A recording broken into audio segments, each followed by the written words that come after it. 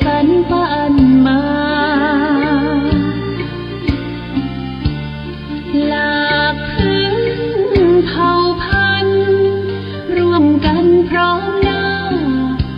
เสน่ห์นำพายมาเมืองฟ้าดอยดง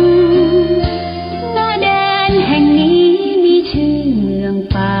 งท่ามกลางลมหนาวทุ่งท้องกวาวชวนให้ลุ่มหลงหากแม้นใครยืมสักครั้งก็คงอยากแพ้ลืมลงเมืองฝางฝังใจ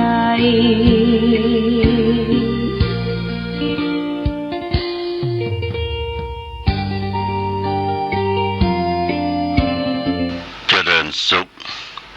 ศรัทธาสาธุชนญาติโยมท่านพุทธบริษัททั้งหลายวันนี้รายการธรรมประทีปส่องต่าง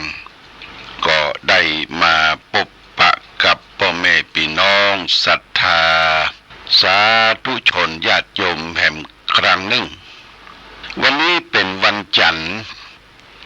นะครับวันเริ่มงานของข้าราชการสถานการศึกษาต่างๆก็วันนี้ก็อากาศท้องถิ่นท้องที่พอแจ้งขวายมาก็มีแสงแดดแสดส่องลงมาจากฟากฟ้าสุราลัยปีนี้กรมอุตุนิยมบอกว่าจะมีลมหนาวพัดเข้ามาละญาติโยมปลายฝนต้นหนาวนี่ก็จะเข้ามาหน้าหนาวนี่ก็ออกพรรษานี่ก็จะมีหน้าหนาวบรรยากาศท้องถิ่นท้องที่อากาศหนาวเป็นอากาศที่ดีอากาศที่ดีอย่างต่างประเทศยุโรปประเทศอเมริกาประเทศญี่ปุ่นที่คนนิยมกันไปเที่ยวไปแอวก็มีอากาศหนาวมีหิมะตกก็ทำให้บรรยากาศที่นั่นแช่มชื่นเบิกบานแจ่มใสเป็นอากาศที่ดีสำหรับผู้คนที่อยู่ในผืนโลกใบนี้ตรงกันข้ามกับอากาศที่แห้งแล้งแห้งขอดประเทศที่ได้รับผลกระทบจากฟ้าฝนบ่เคยตกลงมาน้ำในผืนดิน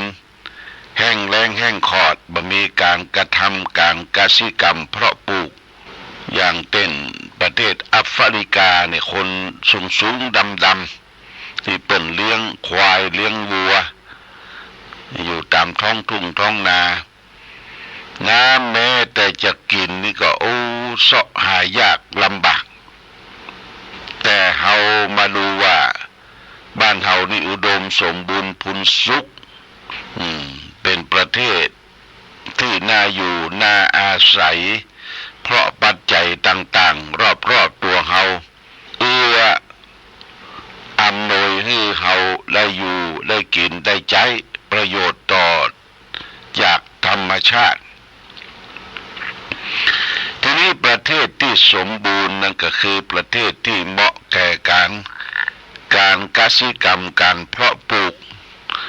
มีน้ำไหลไฟสง่ามีน้ำไหลไฟสว่างมีงานทำคนมีงานทำการกสิกรรมเพาะปลูกและนอกจากนั้นก็มีบัณฑิตนักปราชญ์ท่านผู้รู้อยู่ในประเทศเช่นเรามีวัดวาอารามมีตุเจ้าประสงค์เป็นผู้นำทางจิตทางวิญญาณคอยแนะคอยนำชักจูงให้เราสร้างสมแต่บุญกุศลคุณงามความดีนี่เป็นส่วนหนึ่งที่จะทำให้ประเทศของเราอุดมสมบูรณ์พูนสุขโดยที่อยู่ที่อาศัยในช่วงนี้เป็นช่วงที่รัฐบาลจะต้องฟื้นฟูเรื่องของเศรษฐกิจของบ้านของเมือง เศรษฐกิจที่ดีนะก็คือผู้คนมีเงินจับจ่ายใช้สอยลงทุนลงแรงรัฐบาลเปิ้นก็ปันเงินให้แก่คนที่ด้อยโอกาสคนที่ทุกข์ยากลำบากคนละ10,000 บาทกำลังรับกันมาได้หลายงวดละนะญาติโยมแต่ว่าคนที่รับมีสตุ้งสตางค์ต้องบริหารจ้างบ่เคยมีเงินมีทองใช้บริหารไปจ้างก็แป๊บเดียวก็หมดเป็นว่าเอาเงินบริหารเงินที่มาใช้จ่ายน่ะเพื่อให้เศรษฐกิจมันเฟื่องฟูจับจ่ายใช้สอยซื้อกันแลกเปลี่ยนกันแต่บางคนบักคิดอย่างนั้นคือว่ารัฐบาลเปิ้นให้เราจะเอาไปจ่ายอย่างก็ได้แต่เราต้องรู้ต้องเข้าใจจะไปลึกจะไปหลืนนำไปเนาะเขาก็ใช้จ่ายให้มันเป็นประโยชน์ต่อตัวเองครอบครัวสังคมถือโภคทรัพย์มีเงินมีทองแล้วก็ใช้จ่ายให้มันเป็นประโยชน์บางคนเอาเงินทองนั้นมาเฉลิมฉลองกันพิษข้องมองใจเอาละกุยตีกันบุบกันในวงเล่าหั่นน่ะคนเฮาเนี่ยเนาะมันบ่ฮู้จักสำนึกตัวพอมีเงินมีทองเข้ามาก็จะเฉลิมฉลองกันละบางคนอิ่มปรี้พีมวนเอาเงินเอาทองมาบ่ใจอย่างละเก็บละเนี่ยเป็นให้ใช้จ่ายนะใช้จ่ายให้มันเป็นประโยชน์ซื้อนั่นซื้อนี่มันจะได้สารพัดพัดเปลี่ยนกันในสังคมมนุษย์มีการซื้อขายจ่ายแลกเพื่อว่าฟื้นฟูเศรษฐกิจการดำเนินชีวิตที่จะต้องเอื้ออาทรต่อกันญาติโยมอันนี้เงินทองเป็นจะหยิบยื่นปันให้แก่คนที่ไร้โอกาสและมีเลขประจำตัวท้ายด้วยเลขนั่นเลขนี้แต่ทุกเจ้าบ่ได้เนอะญาติโยมทุกเจ้าเป็นคนนอกเส้นบ่ได้ตัวเบิ้นแต่ทุกเจ้าก็ได้รับความอุปถัมภ์อุปถากจากญาติโยมท่านสาธุชนทั้งหลายเคยอยู่วัดวาอารามได้รับการอุปถัมภ์อุปถากหลายอย่างหลายประการโดยน้ำโดยปัจจัย4คืออาหารบิณฑบาตผ้านุ่งขัวใบจีวรจัดเสนาสนะให้อยู่แล้วก็ดูแลเรื่องโรคภัยไข้เจ็บนานาต่างๆนี่เป็นชาวพุทธที่เราพึงกระทำนี่แก่สังฆประสงค์ชูสมณชีพราหมณ์นี่เป็นเรื่องที่เราอยู่ร่วมกันอย่างสร้างสรรค์และมีความสุขวันนี้จะเอาหลักธรรมนำมาฝากคือแก่ญาติโยม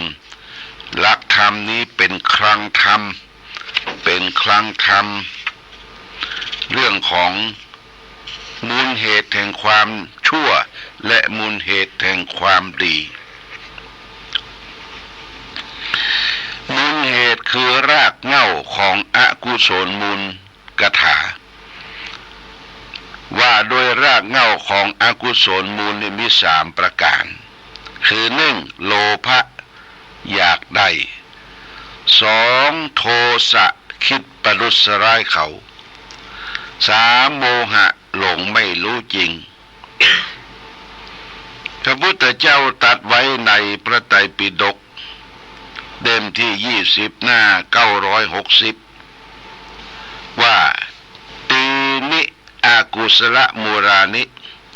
โลโภอักสุลมูรังโทโสอากุศลมูรังโมโหอากุศลมูรังแปลว่าอากุศลมูล3คือ อกุศลมูลคือโลภะหนึ่งอกุศลมูลคือโทสะหนึ่งอกุศลมูลคือโมหะหนึ่งโลภะโทสะโมหะเกิดขึ้นในตนย่อมเบียดเบียนตนมีจิตใจชั่วช้าเหมือนขุยไผ่เกิดขึ้นย่อมเบียดเบียนต้นไผ่ฉะนั้นญาติโยมก็ลองนั่งนึกตึกตรองดูความโลภความขี้โกรธโทโสโมโหและความหลงในรูปเสียงกลิ่นรสโผฏฐัพพะหลงในกรรมคุณห้าโลภโกรธหลงเนี่ยถ้ามันกุ้มรุ่มสุมจิตใจเฮาย่อมเบียดเบียนคนให้มีจิตใจชั่วช้านะญาติโยมนะเพราะว่าเหมือนขุยไผ่ต้นไม้ไผ่มีขุยละเกิดขึ้นมาขุยไผ่เกิดขึ้นย่อมเบียดเบียนต้นไผ่ให้ตายฉะนั้นต้นไผ่จะตายนี่ก็มีขุยมันออกขุยก่อนต้นไม้ไล่ไม้ไผ่นี่ออกดอกออกดวงมีขุยมันก็จะปาต้นเก่าต้นเดิมน่ะตายไปโดยกิเลสที่เกิดขึ้นจากความโลภความโกรธความหลงก็เหมือนกันเตาสะสมมักโมงอยู่ในจิตในใจอยู่ตลอดเวลาเนี่ยมันทำลายของสุขภาพจิตสุขภาพกายเฮาเนี่ยสุดโทรมลงญาติโยมนะจิตใจบ่ตั้งมั่นชั่วช้ามีแต่โลภโมโทโสแล้วก็ร่างกายก็สุดโทรมไปด้วยจิตใจที่บ่ตั้งมั่นนั้นอันนี้คืออกุศลมูลสามอย่างคือรากเหง้าที่เป็นความชั่วความโลภความโกรธความหลงทีนี้กุศลมูลกถาว่าด้วยรากเหง้าของความดีกุศลมีสามเช่นเดียวกันแต่กี้เขาว่าโลภะโทสะโมหะเพิ่นจะเอาอ่างมาตำมาเติมเข้าข้างหน้าเลยว่าอะโลภะอะนี่แปลว่าไม่เนี่ยอันนี้แปลว่าไหวแปลว่าน้องอนุชาแปลว่าน้องอนุก็คืออนุภรรยานี่คือภรรยาน้อยอนุนี่แปลว่าไม่น้องลงมาอโลภะข้อหนึ่งเนี่ยไม่อยากได้สองอโทสะไม่คิดประดุษร้ายเขาสามอโมหะไม่หลงตีนิกุศลมูรานิอโลภะกุศลมูลังอโทโสกุศลมูรังอโมโหกุศลมูรังกุศลมูลสามอย่าง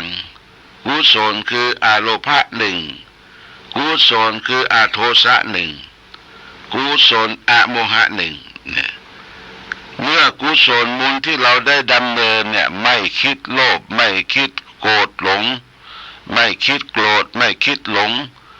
ต่อกามคุณห้ารูปเสียงกลิ่นรสโผฏฐัพพะเราก็กำจัดความโลภความโกรธความหลงออกไปจิตใจเฮาก็เบาเมื่อจิตใจเบาร่างกายก็สดชื่นแจ่มใสไม่ต้องไปสะสมมักมมอย่างนักมากจนเกินไปญาติโยมนะคนเฮาถึงวันปัจจุบันเนี่ยคนนอนบ่หลับกระสับกระส่ายด้วยเหตุเพศภัยหลายอย่างเหตุเพศภัยที่มองหันชัดๆก็คือความทุกข์ความยากความลำบากบ่ได้กินขัดสนต่ออัตภาพชีวิตเนี่ยนอนบ่หลับคุณคิดอยู่ตลอดเวลาว่าจะเอาที่ไหนมาเลี้ยงมาดูมาสู่มาตำลูกหลานครอบครัวให้อยู่เย็นเป็นสุขนี่ส่วนหนึ่งคือนอนบ่หลับนอนบ่หลับส่วนที่สองก็คือมีเงินมีทองวิตกกังวลต่อเงินทองเข้าของที่ได้มาจะเอาไปใจจ่ายที่ไหนมันนักหนาปาปานเกินกว่าความใจจ่ายบ่ได้คิด บางทีก็บ่ได้คิดเอาไปทำบุญสุนทานบอกกล่าวแก่สาธารณประโยชน์อันนี้สิ่งที่นอนบ่หลับแห่งส่วนหนึ่งวิตกกังวลต่อสมบัติพัสถานเข้าของเงินครองของตนเองที่มีอยู่อันนี้ประการที่สองนอนบ่หลับประการที่สามเกิดจากความวิตกกังวลต่อโรคภัยไข้เจ็บโรคภัยไข้เจ็บกำเมืองเปิ้นว่าเป็นโรคตาแจ้งโรคตาแจ้งคืนหุ่งมันตึงบ่หลับนะญาติโยมมันปิ้นซ้ายปิ้นขวาคูดญาติต้องหายุกหายายานี่ขับตาหลับตานอนเดี๋ยวญาติโยมยาที่เขากินทุกวันก็เหมือนกันจะเป็นยาโรคเกาต์เบาหวานยาโรคหัวใจนี่โอ้บางคนน่าสงสารญาติโยมยาเป็นกำมือนะกินข้าวแล้วยาเป็นกำมือ9 เม็ด10 เม็ดพุกเข้าปากแล้วเอาน้ำเขาลองลักยาทั้งหลายทั้งปวงมียาแก้ปวดยาคลายเครียดยาวิตามินมีอันหมดอันเนี้ยมันก็ไปกระทบต่อร่างกายไปกระทบต่อไตเฮาเนี่ยไตเฮานี่มันกันกรองของเสียออกจากร่างกายเมื่อไปกระทบต่อไตเป็นโรคไตและญาติโยมเป็นโรคไตระยะที่1ที่2ที่3สุดท้ายไตวายไตบ่ทำงานต้องไปฟอกไตละเนาะไปฟอกไตอย่างที่เฮาอยู่กันถึงวันเฮาบ่ฮู้ก็นี่เป็นไปฟอกโลหิตฟอกไตนะมันทึดๆเด้อญาติโยมที่โรงพยาบาลนี่นะโอ้บางคนก็ไป3 วันไปบางคนก็7 วันไปบางคนก็ไปวันเว้นวันทึดไปฟอกไตกันที่ไปฟอกไตกันผลกระทบก็คือเกิดจากการเสพการกินบางส่วนบางท่านอย่างคนใจแรงงานนี่ญาติโยมนะคนใจแรงงานแบกหามออกรถออกรางนี่จะต้องใช้กินน้ำที่กระตุ้นน้ำที่กระตุ้นมีน้ำอย่างพ่องญาติโยม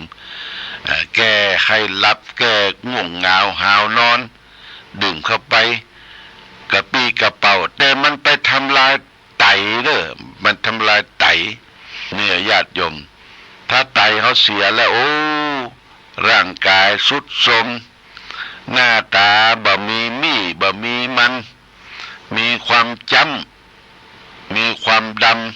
ำไปหาหมอก็โอ้บางอีบ่ได้ต้องฟอกไตต้องฟอกไตละอันนี้ก็เฮาก็ต้องศึกษาความอยู่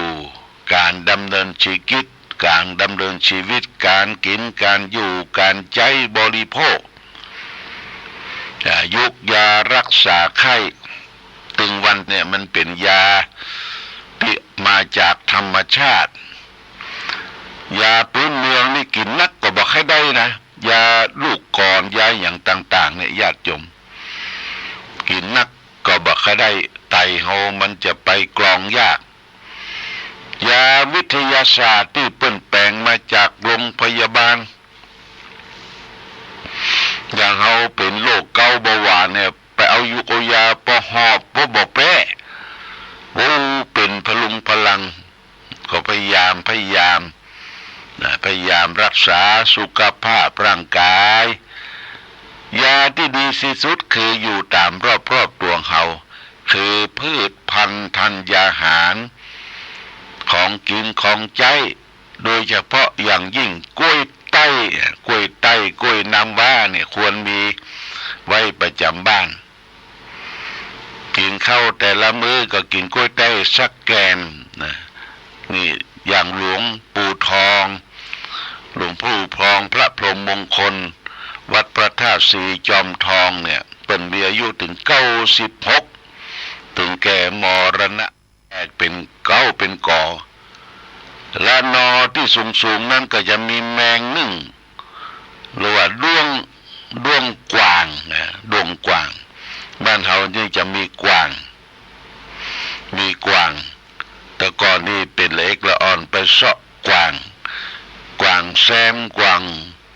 กิมง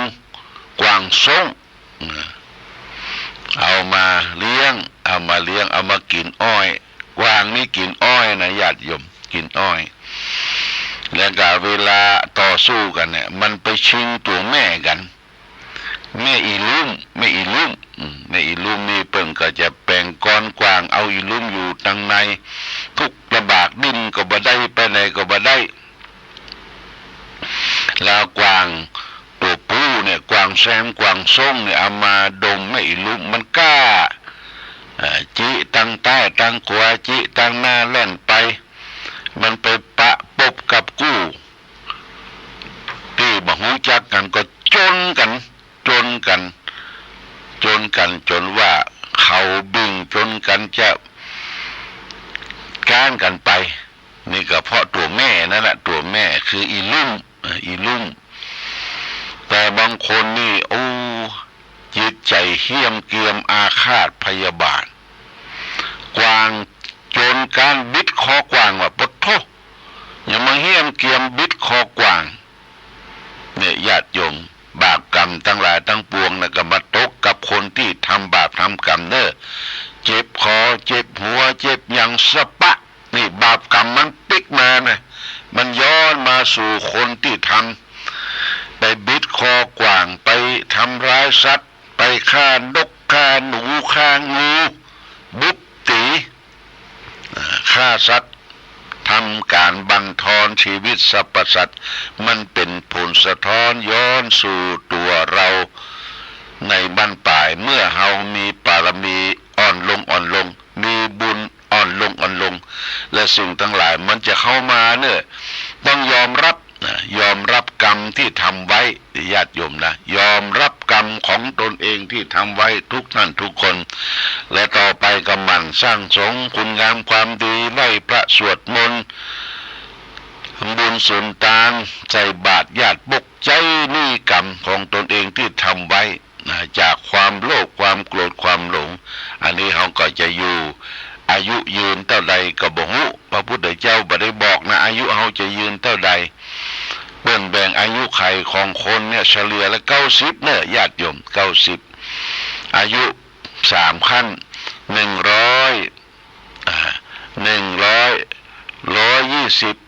120 ก่อน80 100แล้วก็120เนี่ยเขาจะได้แค่ไหนนั่นก็อยู่ที่เขาประพฤติปฏิบัติเอาละวันนี้รายการธรรมะประทีปส่องต่างรายการธรรมะประทีปส่องต่างก็ต้องขอลาก่อนขอผู้ฟังจงตั้งมั่นจิตหันษาด้วยธรรมะขององค์พระพุทธาได้นำพาให้เกิดความสุขสงบเย็นขอเจริญพร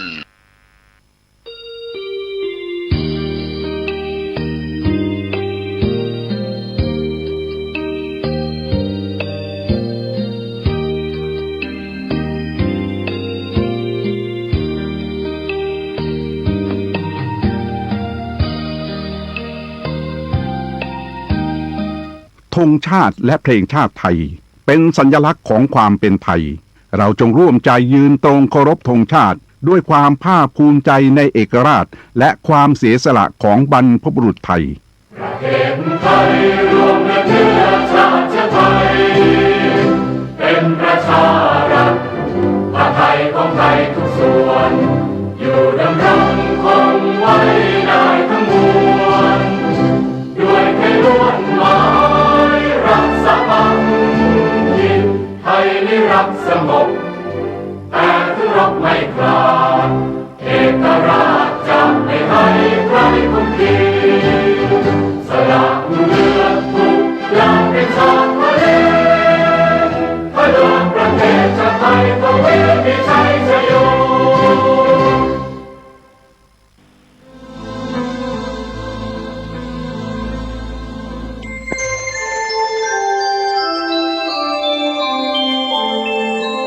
ขณะนี้ท่านกำลังฟังสถานีวิทยุกระจายเสียง FM 104.5 เมกะเฮิรตซ์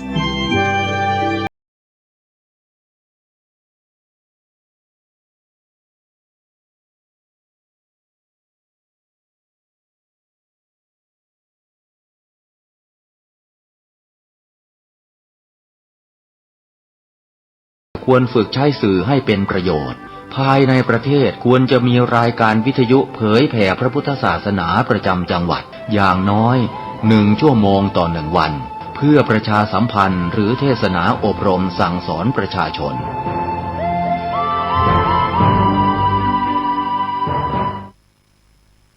เหตุจิต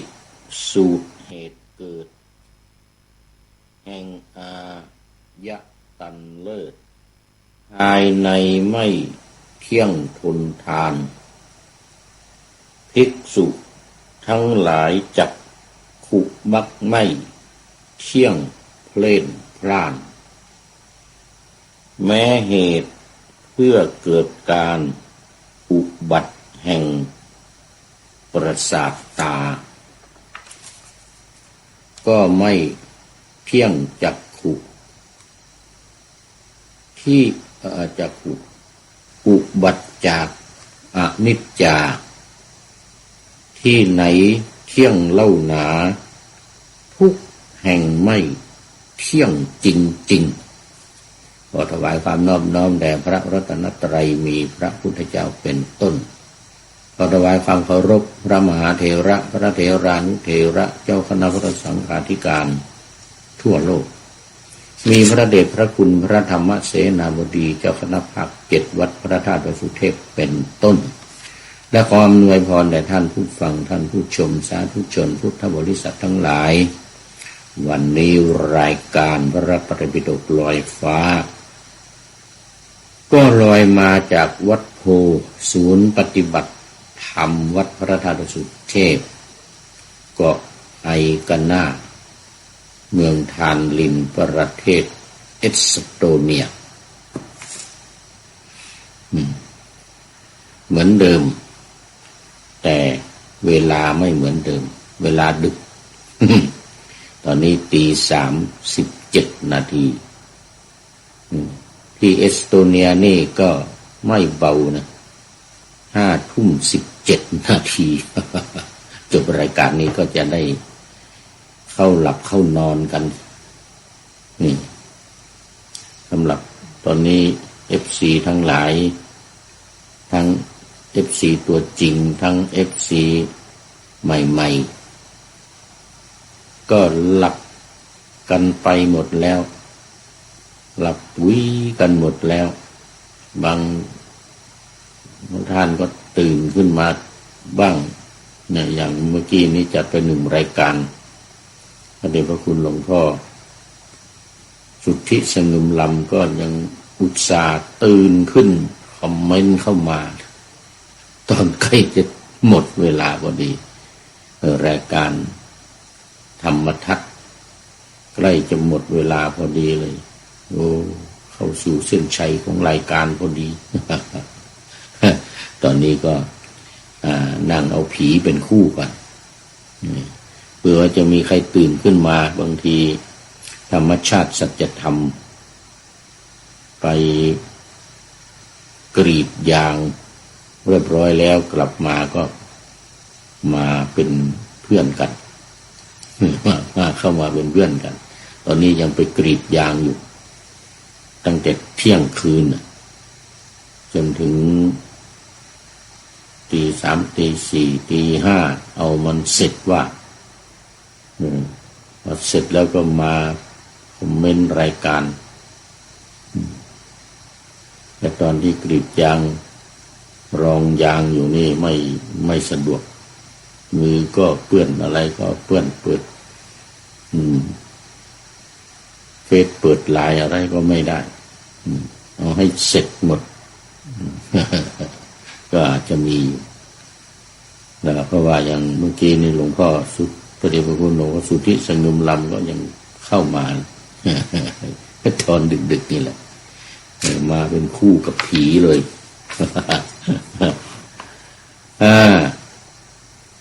อันนี้รายการก็นำเดี๋ยวก็ตั้งแต่8 นาฬิกาถึง9 นาฬิกานี้เป็นต้นไปก็จะนำออกอากาศทางสถานีวิทยุ5 แห่งคือ1 วัดพระธาตุดอยสุเทพ 2 วัดฝายหิน 3 วัดปากทางเจริญอำเภอดอยหล่อจังหวัดเชียงใหม่ 4 วัดพระพุทธบาทอุดมอำเภอฝางจังหวัดเชียงใหม่เรานี่แหละและ 5 จังหวัดลำปางวิทยาลัยสงฆ์นครลำปางมจรวิทยาลัยสงฆ์หรือมจรวสวสนครลำปาง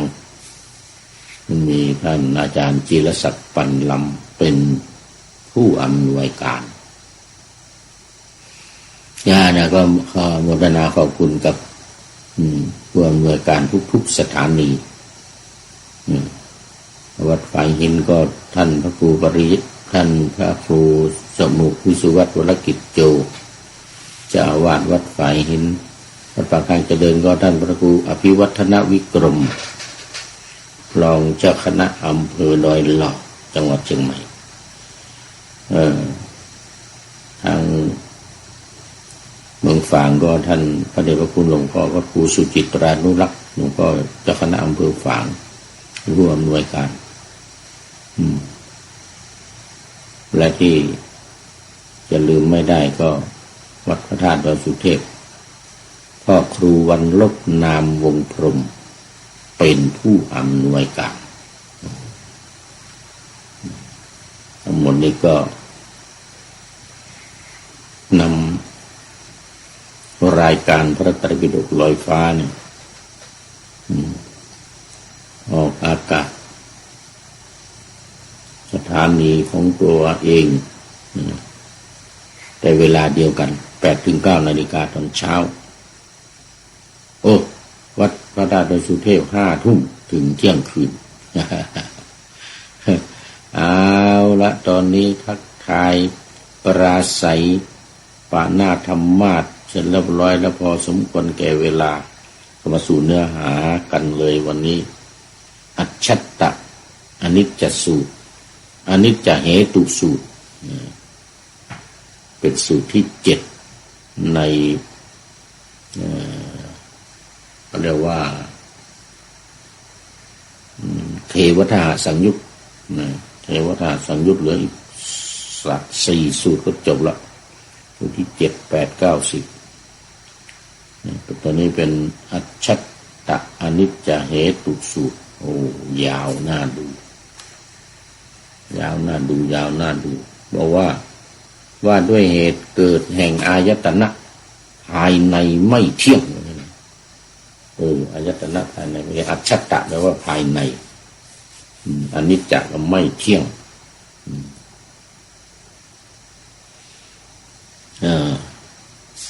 ตามที่ได้ปานหน้าธรรมะก็ไว้เมื่อกี้นี้อ่านตุตักอัจฉัตตะอนิจเหตุจิตสูตรเหตุเกิดแห่งอายตันเลิศภายในไม่เที่ยงทนทานภิกษุทั้งหลายจักขุมักไม่เที่ยงเพล่นพล่านแม้เหตุเพื่อเกิดการอุบัติแห่งประสาทตาก็ไม่เที่ยงจักขุอุบัติจากอนิจจาที่ไหนเที่ยงเล่านาทุกแห่งไม่เที่ยงจริงๆไม่เที่ยงจริงๆเรื่องวันนี้มาดูเนื้อหาในพระไตรปิฎกกันเดี๋ยวจะหาว่าโม้อีกสมัยก่อนโดนว่ามาแล้วนี่โม้ดูเป็นสูตรแล้วก็ท่องจำไว้บางทีก็มีบาลีได้ด้วยว่าบาลีเคยจำคาถามานะเคยจำคาถามาได้บาลีด้วยนี่เหตุเกิดแห่งอายตนะภิกษุทั้งหลายจักขุไม่เที่ยงแม้เหตุปัจจัยเพื่อความเกิดขึ้นแห่งจักขุก็ไม่เที่ยงเลยนะจักขุที่เกิดจากเหตุ ที่ไม่เที่ยงที่ไหนจักเที่ยงเล่าว่านะจักขุโสตคานะชิวหากายะมโนมโนเลยมโนไม่เที่ยงแม้เหตุปัจจัยเพื่อความเกิดขึ้นแห่งมโนก็ไม่เที่ยงมโนที่เกิดจากเหตุที่ไม่เที่ยงที่ไหนจักเที่ยงเล่าอันนี้ก็พระองค์ก็ตรัสสรุปว่าภิกษุทั้งหลายอริยสาวกผู้ได้สัดดับเห็นอยู่อย่างนี้ย่อมเบื่อหน่ายแม้ในจักขุ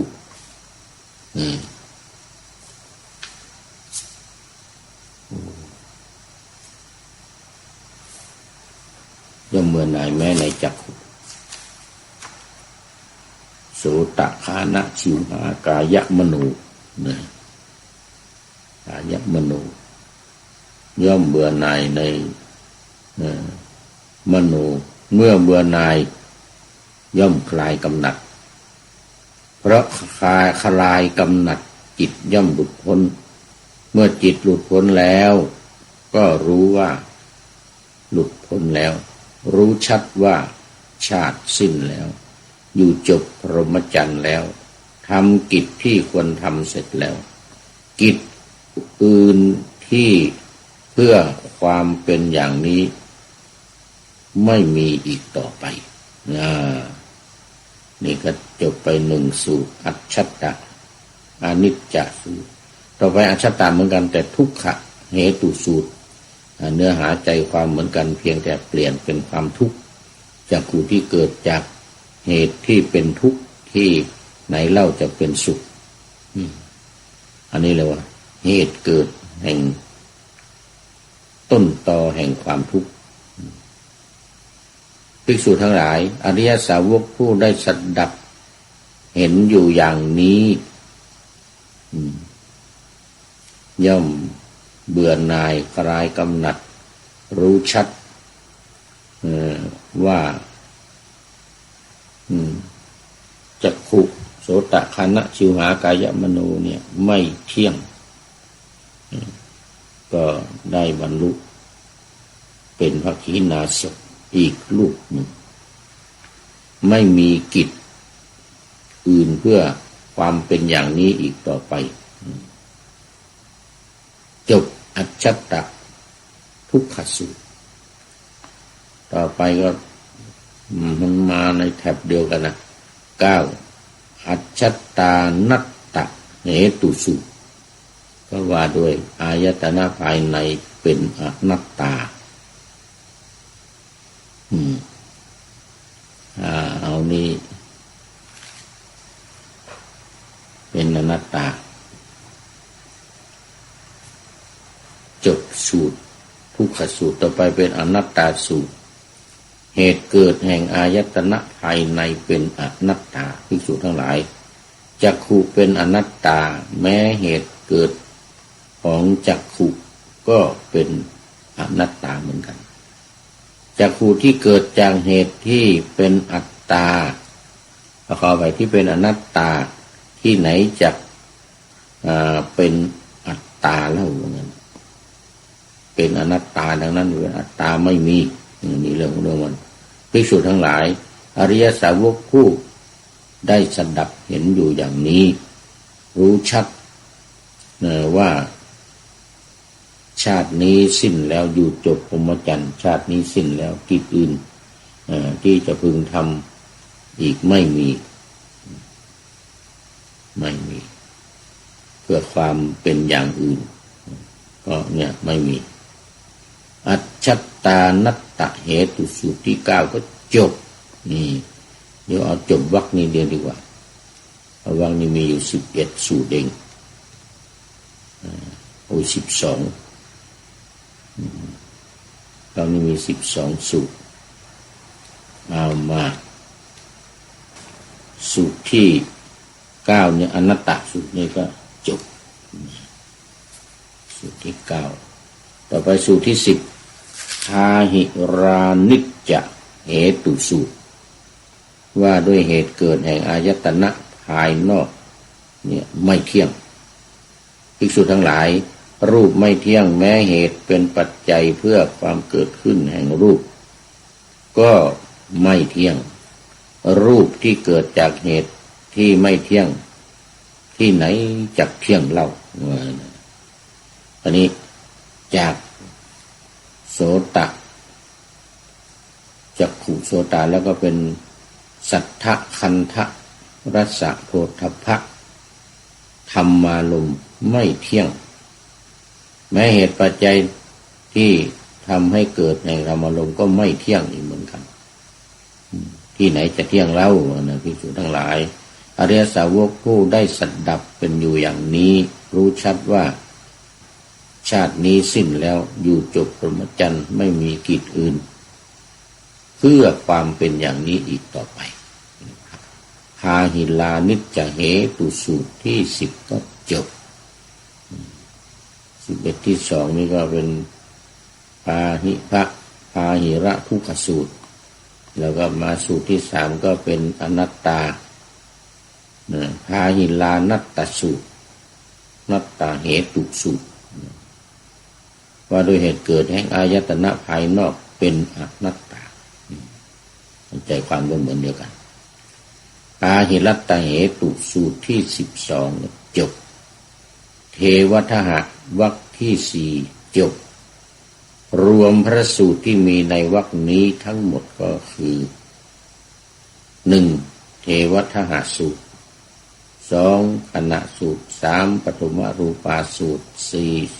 4ทุติยรูปาสูตร5ปัฐมเหตุณเหตุกะหากะสูตรแล้วก็6ทุติยนัตตหากะสูตร7อัจฉัตตะอนิจจาเหตุสูตรที่7แล้วก็8อัจฉัตตะทุกขะเหตุสูตร9อัจฉัตตานัตตะเหตุสูตรแล้วก็10พาหิรานิจจเหตุสูตรในเราเดี๋ยวค่อยดูกันจะได้มาหรือเปล่าเอาขึ้นสู่นี้รอเลยเป็นสู่นี้รอ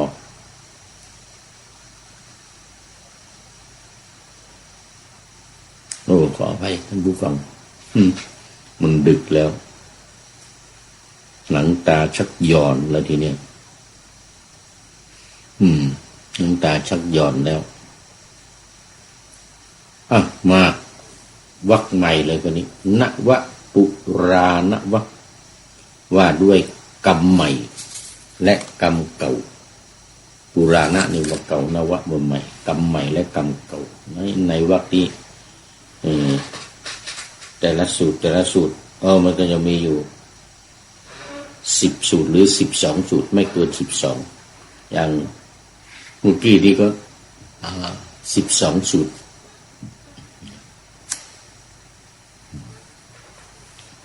เอาเริ่มแรกเลยทีนี้เดี๋ยวมันจะไม่ทันเวลาทันพระไตรปิฎกนี่มัน1 ชั่วโมงนึกว่าหมดเวลาอีกแล้วนะเอามากรรมนิยโรทสูตรว่าด้วยกรรมและความดับกรรมกรรมนิยโรทสูตรกรรมและความดับกรรมทั้งกรรมใหม่และกรรมเก่านวปุราณะนวะแปลว่าใหม่ปุราณะแปลว่าเก่าความดับนิโรธขออภัยจากง่วงแล้วทีเนี้ย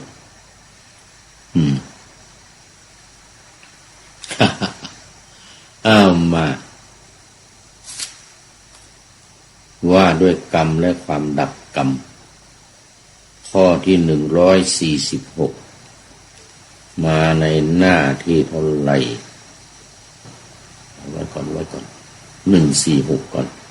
ถ้าผู้มีพระภาคอะไรมัน เตวาสิเฮ้ยเลยมาแล้วนี่อันเตวาสิหายไปไหนนี่ไม่ได้ความเลย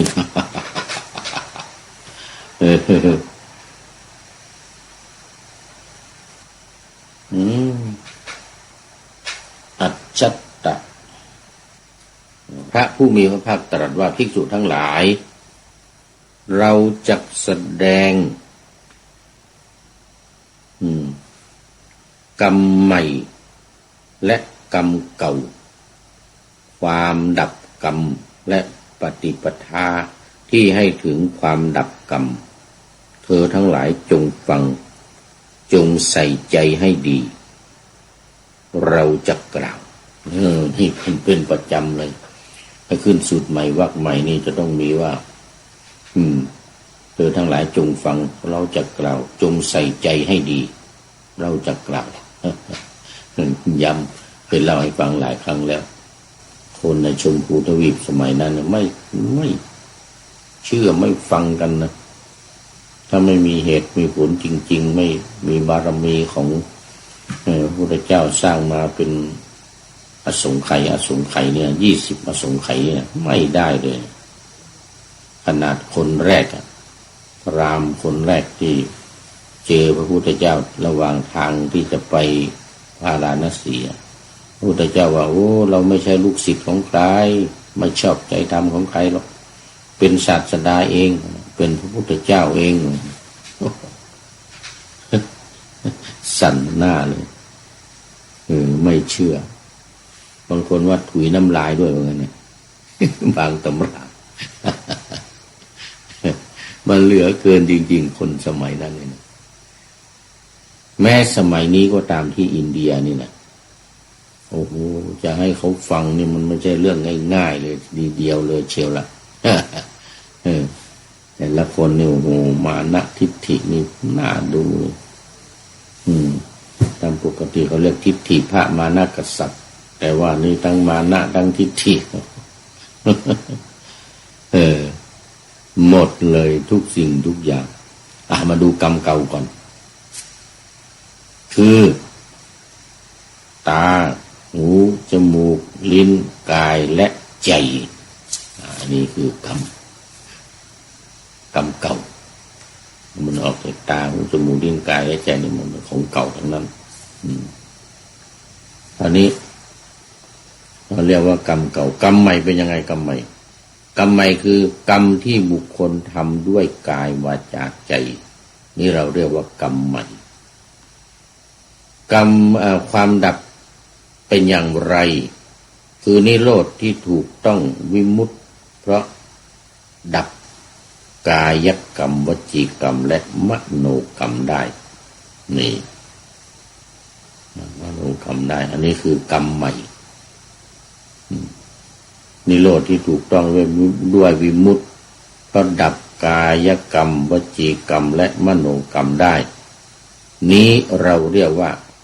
ความดับธรรมปฏิปทาที่ให้ถึงความดับธรรมเป็นยังไงก็คืออริยมรรคมีองค์8ประการได้แก่สัมมาทิฏฐิเป็นต้นสัมมาสังกัปปะเป็นที่สุดนี้เราเรียกว่าปฏิปทาที่ให้ถึงความดับกรรมเก่าเราได้แสดงแล้วกรรมใหม่เราได้แสดงแล้วความดับกรรมเราได้แสดงแล้วและปฏิปทาที่ให้ถึงความดับกรรมเราก็ได้แสดงแล้วด้วยประการฉะนี้นะภิกษุทั้งหลายกิจใดที่ศาสดาผู้แสวงหาประโยชน์เกื้อกูลผู้อนุเคราะห์พึงอาศัยความอนุเคราะห์กระทำแก่สาวกทั้งหลายกิจนั้นเราก็ได้กระทำแล้วแก่เธอทั้งหลายภิกษุทั้งหลายนั่นโคนไม้นั่นเรือนว่างเธอทั้งหลายจงเพ่งพินิจอย่าประมาทอย่าได้มีความร้อนใจในภายหลังเราเรียกวิปฏิสาร นี่คือคำพร่ำสอนสำหรับเธอทั้งหลายข ของเราเธอของเรา กัมมนิโรธสูตรที่หนึ่งนี้ก็จบอีกแล้วจบโอ้นี่ยังไม่มีใครโผล่เข้ามาเลยเนี่ยคอมเม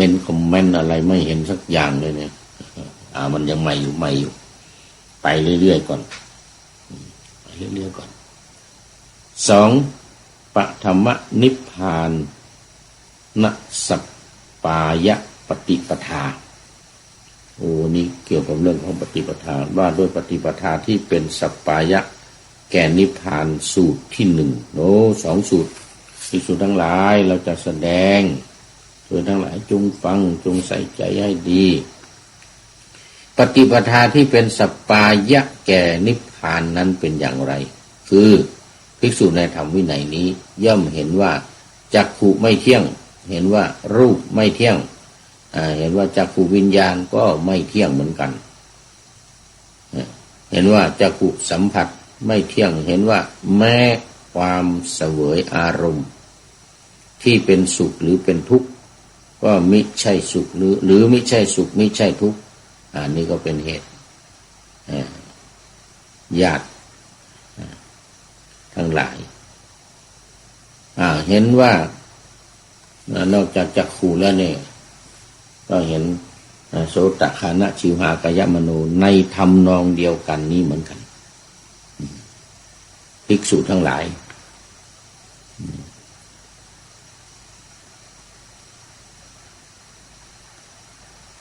หรือทุกข์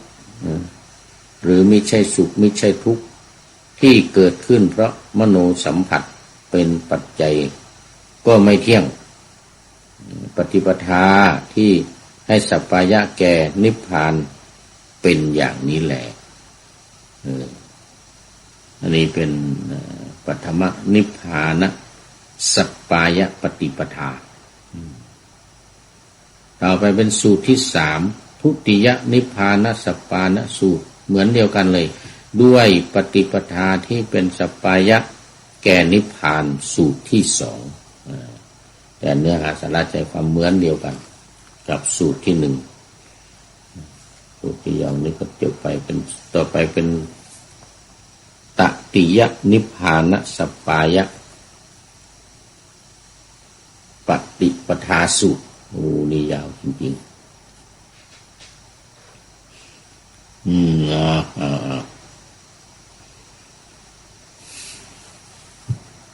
ภิกษุทั้งหลายภิกษุในธรรมวินัยนี้ย่อมเห็นว่า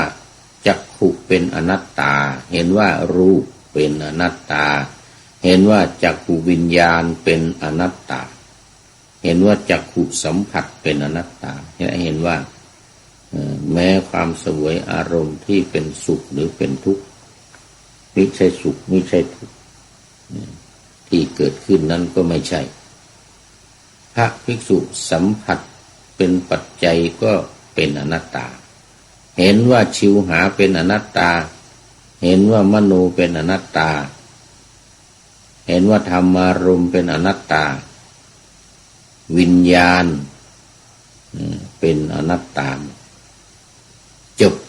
ตติยนิพพานสัปปายะปฏิปทาสูตรในการที่จะเอื้อเฟื้อให้กินอาหารอร่อย สูตรในการที่กินอาหารให้อร่อยต้องอ่อยธรรมะเข้าไปต้องอ่อยธรรมะ ข้อ4ตัตติยนิพพานสัปปายะปฏิปทาสูตรก็จบต่อไปข้อที่5จตุถนิพพานสัปปายะปฏิปทาสูตรว่าด้วยปฏิปทาที่เป็นสัปปายะแก่นิพพานสูตรที่4มาดูกันขาดมาในข้อที่150เมื่อกี้นั้นที่ผ่านมาเป็น149อันนี้150ภิกษุทั้งหลายเราจะแสดงเธอจงฟังอีกละปฏิปทาที่เป็นสัปปายะแก่พระนิพพานนั้นเป็นอย่างไรเธอทั้งหลายเข้าใจความนั้นว่าอย่างไรบ้าง ภิกษุต้องหรือไม่เที่ยงเที่ยงหรือไม่เที่ยงคำถามก็คำตอบก็เป็นอันเดียวกันไม่เที่ยงแล้วเมื่อไม่เที่ยงมันเป็นทุกข์หรือเป็นสุขก็เป็นทุกข์แล้วเมื่อการเสวยอารมณ์ไม่ได้เสวยอารมณ์จะขอเช่าซื้อเอาก็ไม่ได้ต้องรอให้น้ำตาเทียนหมดจากเบ้าอันจึงจะเอามารอเป็นเทียนให้คุณว่างั้นนะสองผัวเมียไปหาใกล้กับท่าน้ำที่จะข้ามไปเกาะไหนก็น่าเนี่ยนะที่นั้นพระพุทธองค์ก็ตรัสว่าเมื่อไม่เที่ยงมันเป็นทุกข์สิ่งใดไม่เที่ยงเป็นทุกข์มีความแปรปรวนไปเป็นธรรมดาสิ่งเราเรียกสิ่งนั้นว่าของเราเป็นนั่นไม่เป็นของเราดีมากสุดท้ายสวัสดีเลยนานทีจะได้เข้ามาในหัวหน้าสถานีเราอาจารย์นั้นมาประสิทธิ์ปราสาธิโกข้อนั้นไม่ควรเลยพุทธเจ้าข้างนะอริยสาวกผู้ใดสดับเห็นอยู่อย่างนี้ย่อมเบื่อหน่ายย่อมคลายกำหนัดเมื่อคลายกำหนัดย่อมเบื่อหน่ายในรูปในเสียงในกลิ่นในรสสัมผัสเรียกว่าตอนนี้จตุถนิพพานสปายปฏิปทาสูตรที่5จบนี่มาสูตรที่5แล้วนี่เดี๋ยวต้องถอยไว้อีกนี่จตุถนิพพานสปายปฏิปทาตติยานิพพานสปายปฏิปทาสูตรในสูตรที่4ว่าด้วยปฏิปทาที่เป็นสปายะแก่นิพพานสูงสุดที่3ภิกษุทั้งหลายเราจักแสดงปฏิปทาที่เป็นเส้นล้มเป็นสปายะแก่นิพพานไว้แค่นี้ก่อนวันนี้นึกว่าจะจบแต่ว่าไม่จบต้องรออีกวันหนึ่งตั้งแต่เช้าไปพวกเนี้ยเช้าไปจนถึงเที่ยงคืนไปจนถึงตี 1 ตี 2ถึงเลิกกันแล้วญาติโยมที่มาหาเสียงเอารถมาประกาศอะไรต่างๆเนี่ยไม่ทันนะจอกมาก อันนี้ว่านิดเดียวเนี่ยไปทั่วโลกเลยนะคันจมูกนี่ก็ไปทั่วโลกเหมือนกัน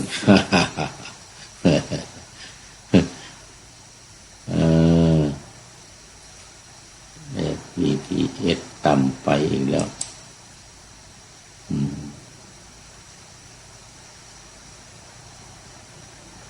เอาละ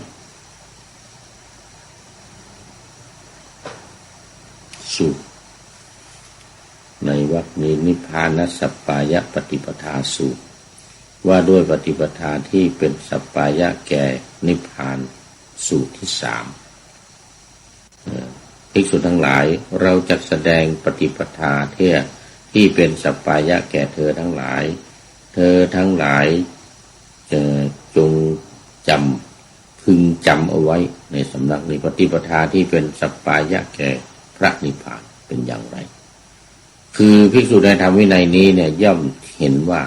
จักขุเป็นอนัตตาเห็นว่ารูปเป็นอนัตตาวิญญาณจักขุในอนัตตาเนี่ยหรือว่าจักขุสัมผัสชาเวทนาคือความรู้สึกเกิดขึ้นของคุณลุงจักขุสัมผัสอนัตตาแล้วก็มาดูว่าชิวหาหรืออนัตตาเนี่ยเห็นว่ามโนเป็นอนัตตาเห็นว่าธรรมดาเป็นอนัตตาเห็นว่ามโนวิญญาณเป็นอนัตตาเห็นว่ามโนสัมผัสเป็นอนัตตาคือตั้งแต่จักขุโสตคานะชิวหากายะมโนไปเนี่ยกายะไปเนี่ยมาใกล้กับบ้านต้าเนี่ย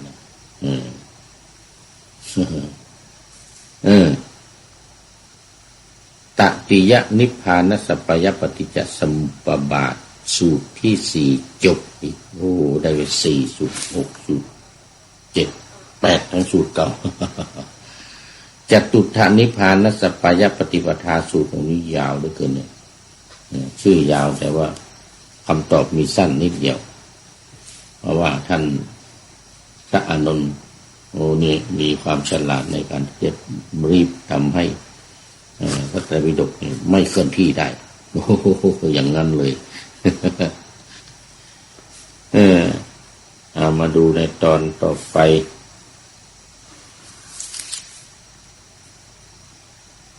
ปฐมรูปานัสสุนี่ส่วนใหญ่บรรลุอรหันต์ล้ำเลิศล้วนด้วยสัจธรรมเป็นอรณีตัดโดยอรณีได้อรหัตผลเป็นพระขีณาสพบรรลุภพปะกันในภพหน้าในชาติปฐมรูปารามสูตรผู้ยินดีในนามที่สูตรที่ว่าอันหนึ่งมนุษย์เทวดาทั้งหลายยินดีในรูปรื่นรมในรูปเพลิดในรูปาเพลิดเพลินในรูปหนาเพราะรูปแปรผันออกไปและดับเทวดาและมนุษย์จึงทุกข์ใหญ่มนุษย์จึงทุกข์ใหญ่เอาละวันนี้สูตรทั้งหมดเอาไว้แค่นี้ก่อนเดี๋ยววันต่อไปจะได้มาต่อสูตรที่5จตุฏฐานิพพานสัพพายปฏิปทาภิกษุทั้งหลายเราจะแสดงปฏิปทาเป็นสัพพายะปฏิปทาที่เป็นสัพพายะและแก่นิพพานนั้นเป็นอย่างไรเธอทั้งหลายเข้าใจความนั้นข้อความนั้นว่าอย่างไรจักขุเที่ยงหรือไม่เที่ยงไม่เที่ยงพระพุทธเจ้าข้าจักขุวิญญาณเที่ยงหรือไม่เที่ยงไม่เที่ยงพระพุทธเจ้าข้าตาหูจมูกลิ้นกายใจไม่เที่ยงทั้งนั้นส่วนสิ่งใดไม่เที่ยงเป็นทุกข์มีความแปรผันเป็นธรรมดาควรที่จะพิจารณาเห็นสิ่งนั้นว่านั่นของเราเราเป็นนั่นเป็นอัตตาของเราคราวนี้ไม่ให้พลาด อริยสาวกผู้ได้สดับเห็นอยู่อย่างนี้ย่อมเบื่อหน่ายแม้ในจักษุเพราะย่อมเบื่อหน่ายในอารมณ์ที่เป็นสุขหรือเป็นทุกข์เราต้องเตรียมพวกบางทีจะต้องใช้สุขตัวใหญ่ไม่มีกิจอื่นเพื่อความเป็นอย่างนี้ห้ามเข้าเอาเรื่องนี้เข้ามาได้ภิกษุทั้งหลายปฏิปทาที่เป็นสัพพายะแก่ปฏิปทาสูตรทั้ง5จุดนี่ไปได้เลยนะไปได้เลยไม่กำหนดกฎเกณฑ์ต่อสูตรที่5ต่อไปสูตรที่6อันเตวาสิกก็คล้ายๆกับลูกศิษย์แต่ว่าไม่ได้บวชเองถ้าเป็นอุปัชฌาย์เอง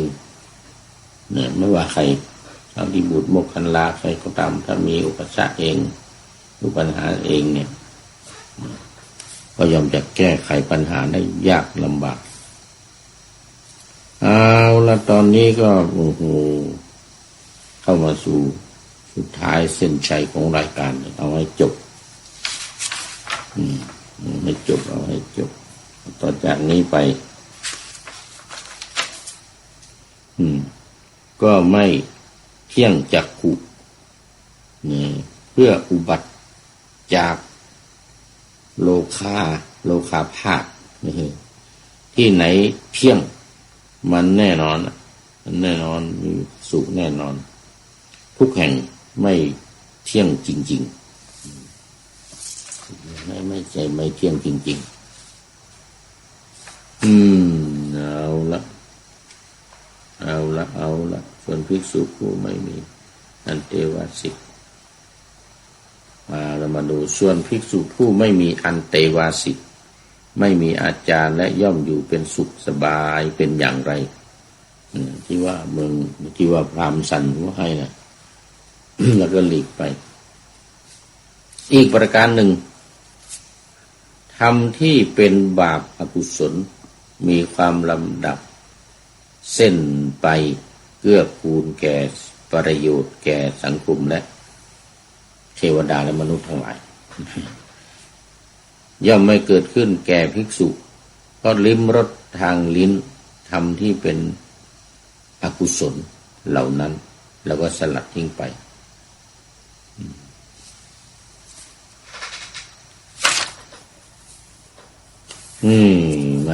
มาขึ้นสูตรใหม่กันเลยวรรคใหม่ด้วย7 มัตนะ7 กะมัตถิยพรามมัตถิยพรหมจริยสูตรว่าด้วยคำถามเกี่ยวกับประโยชน์ของการประพฤติธรรมหรือพรหมจรรย์ประพฤติธรรมหรือพรหมจรรย์ภิกษุทั้งหลายถ้าอัญญเดียรถีย่อมไม่ปรากฏทั้งหลายพึงถวายเธอทั้งหลายพึงถวายน้ำก็พอท่านผู้มีอายุทั้งหลายท่านทั้งหลายนี่แปรประพฤติไปหาขุมห้องก่อนี่สมณะโคโดมเหมือนกันนะ ลงละเรียกตามเนี่ยสมณะโคโดมอยู่152หน้าที่152จะเป็นพระไตรปิฎกเล่มเล็กนะแต่ว่าเป็นสีชมพูสีชมพูหรือสีแดงแล้วก็แดงเลือดหมูนะ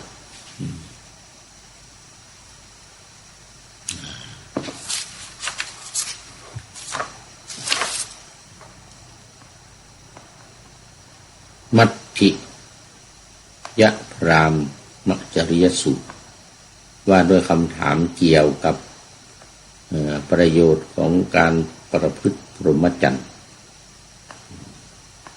เธอทั้งหลายถูกถามอย่างนี้พึงตอบอย่างนี้อัญญเดียรถีปรินิพพานแล้วนั้นอย่างนี้พระผู้มีพระภาค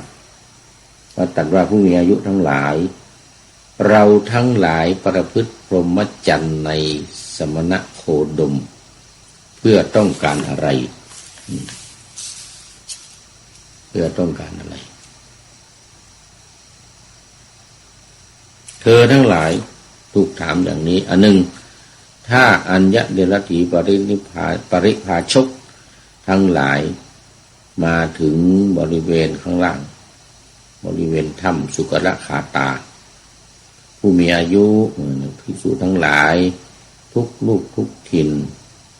ก็คลายกำหนัดมาตั้งแต่เช้าคลายกำหนัดได้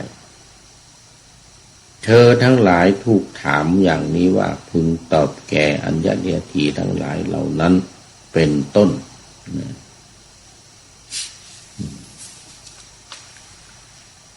ก็ในรายละเอียดก็เป็นผู้ที่อาศัยตาหูจมูกลิ้นกายเกี่ยวกับรถหรือรถจักรเกี่ยวข้องเอาละดูไปดูมาวันนี้เวลาก็หมดต้องได้นำรายการพระไตรปิฎกลอยฟ้าจากท่านผู้ฟังไปก่อนขอนำพระไตรปิฎกลอยฟ้าไปจากผู้ฟังทั้งหลายในโลกล่าวันต่อไปจะได้จรย้อนกลับมาสู่สถานีใหม่ให้ท่านฟังอย่าลืมโปรดวิทยุหรือเครื่องรับโทรศัพท์โมบายคอมพิวเตอร์ฟัง YouTube เฟซเพจไลน์ให้ดังๆเพื่อชมฟังรายการวันต่อไป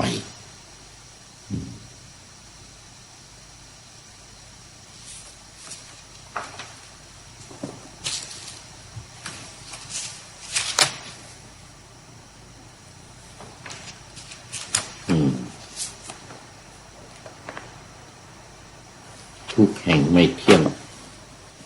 ทุกแห่งไม่เที่ยงหมดเลย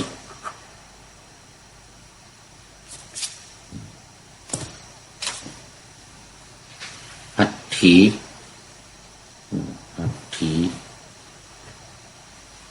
หรือมหาผู้มีอายุข้อนี้พึงทราบโดยประการทั้งสองนั้นฉันทราคะจึงเกิดขึ้นและรูปนั้นจึงเกี่ยวข้องในฉันทราคะนั้นโดยบังเอิญลิ้นไม่เกี่ยวข้องกับรสอาหารใจไม่เกี่ยวกับของธรรมารมณ์ก็ไม่เกี่ยวข้องกับใจแต่ว่าเพราะใจอาศัยในธรรมารมณ์นี้สามารถทั้งสองนั้นฉันทราคะจึงเกิดขึ้นใจและธรรมารมณ์นั้นนั่นเองเกี่ยวข้องในฉันทราคะนั้นก็คือว่าผู้มีอายุพระเนตรของพระผู้มีพระภาคมีอยู่ว่างั้นนะทรงเห็นอยู่ด้วยพระเนตรแต่ไม่ทรงเห็นด้วยฉันทราคะทรงมีจิตหลุดพ้นแล้วพระโสดาบันอนาคามีจนเป็นอรหันต์พระผู้มีพระภาคทรงฟังเสียงด้วยพระโสตแต่ไม่ทรงมีฉันทราคะเลยทรงเห็นจิตหลุดพ้นดีแล้วเนี่ยพระนางนาสิกาพระผู้มีพระภาคมีอยู่ฉันใดเอวังก็ฉันนั้นนึกว่ามันหมดเวลามันยังคงมีอยู่เอาเดี๋ยวสูตรต่อไปกามภูสูตรว่าด้วยกามภูเอาละทีนี้ออกจากนั่นมันก็ใกล้จะจบละสมัยหนึ่งท่านพระอานนท์และท่านพระกามภูอยู่ณโคสิตารามเขตกรุงโกสัมพีและในเวลาเย็นท่านพระกามภูตักก็ออกจากที่หลีกเล่นแล้วเข้าไปหาท่านพระอานนท์ถึงที่ประทับตอนนี้ก็ปราศจากปราศัยความที่บันเทิงใจพอเป็นที่ระลึกนึกถึงกันท่านอานนท์ความเกี่ยวข้องกับรูปเกี่ยวข้องกับตาเกี่ยวข้องกับรูปไม่เป็นไรอันนี้แหละได้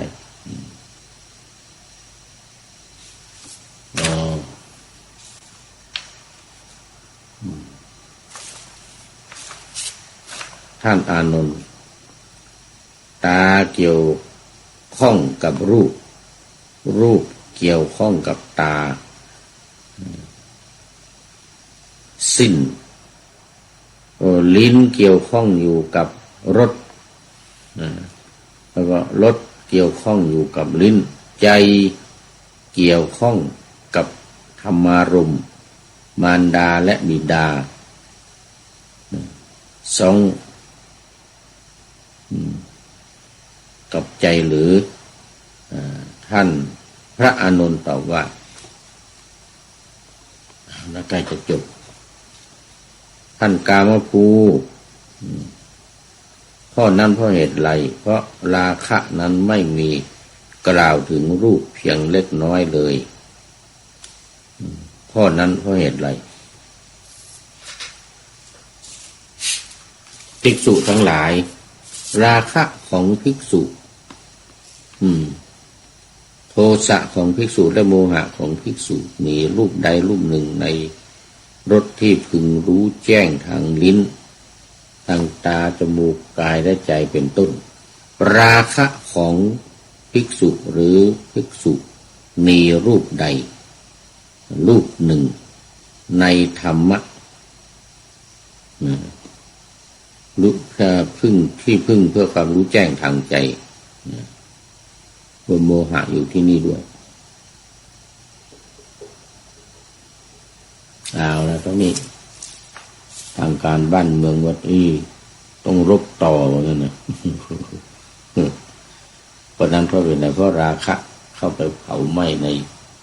ในร่างกายในจิตใจ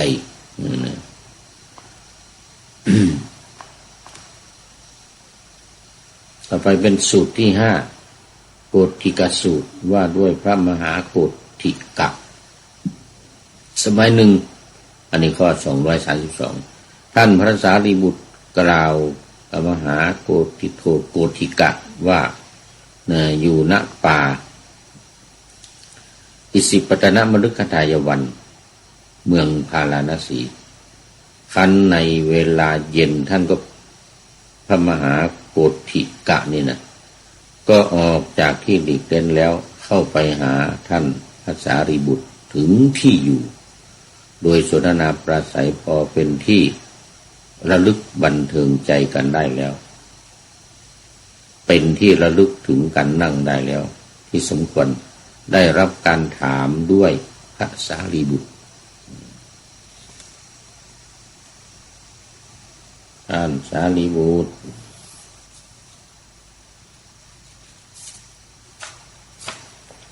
ตาเกี่ยวข้องกับรูปรูปเกี่ยวข้องกับตาลิ้นเกี่ยวข้องกับรสรสเกี่ยวข้องกับน้ำในใจคือเอาใจใส่เกี่ยวข้องกับธรรมารมณ์ทั้งหลายเป็นแดนสุดนะเพื่อป้องกันกับอกกับใจหรือไม่ ท่านพระสารีบุตรตรัสว่าท่านโกฏฐิกาตาไม่เกี่ยวข้องกับรูปรูปไม่เกี่ยวข้องกับตาแต่เพราะอาศัยตาเป็นที่อยู่ของรูปจึงเห็นลิ้นไม่เกี่ยวข้องกับรสรสก็ไม่เกี่ยวข้องกับลิ้นแต่พระอัฏฐยาศัยสิ้นและรอทั้งสองก็เป็นการยากอาศัยใจและธรรมารมณ์ทั้งสองนั้นฉันทราคะจึงเกิดขึ้นจบไปอีกสูตรหนึ่งวันนี้ต้องคงไม่ทันแล้ว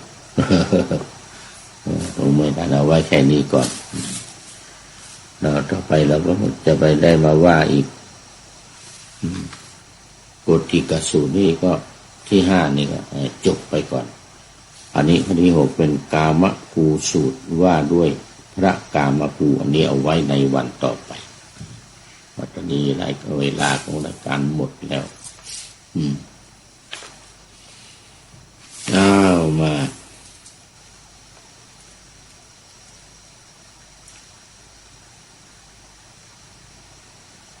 รายการเดี๋ยวท้ายรายการวันนี้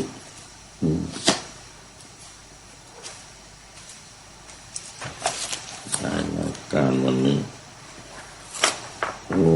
นี่เกี่ยวกับแม่ฝากเป็นข้อคิดในท้ายรายการบอกว่าความรักไหนใดเล่าเท่ารักลูกจิตพันผูกเลือดเนื้อสืบเชื้อสายเป็นความรักบริสุทธิ์ทั้งใจกายเป็นเครื่องหมายประจักษ์รักซื่อตรงลูกแม่นี้แม่รักยิ่งกว่าชีวิตรักด้วยจิตเป็นมิตรใจยิ่งไหลหลงรักลูกรักปักใจไว้มั่นคงลืมไม่ลงรักลูกไปทุกคราอันนี้ก็เป็นคติเตือนใจเกี่ยวกับแม่จริงวันแม่ผ่านมาแล้ว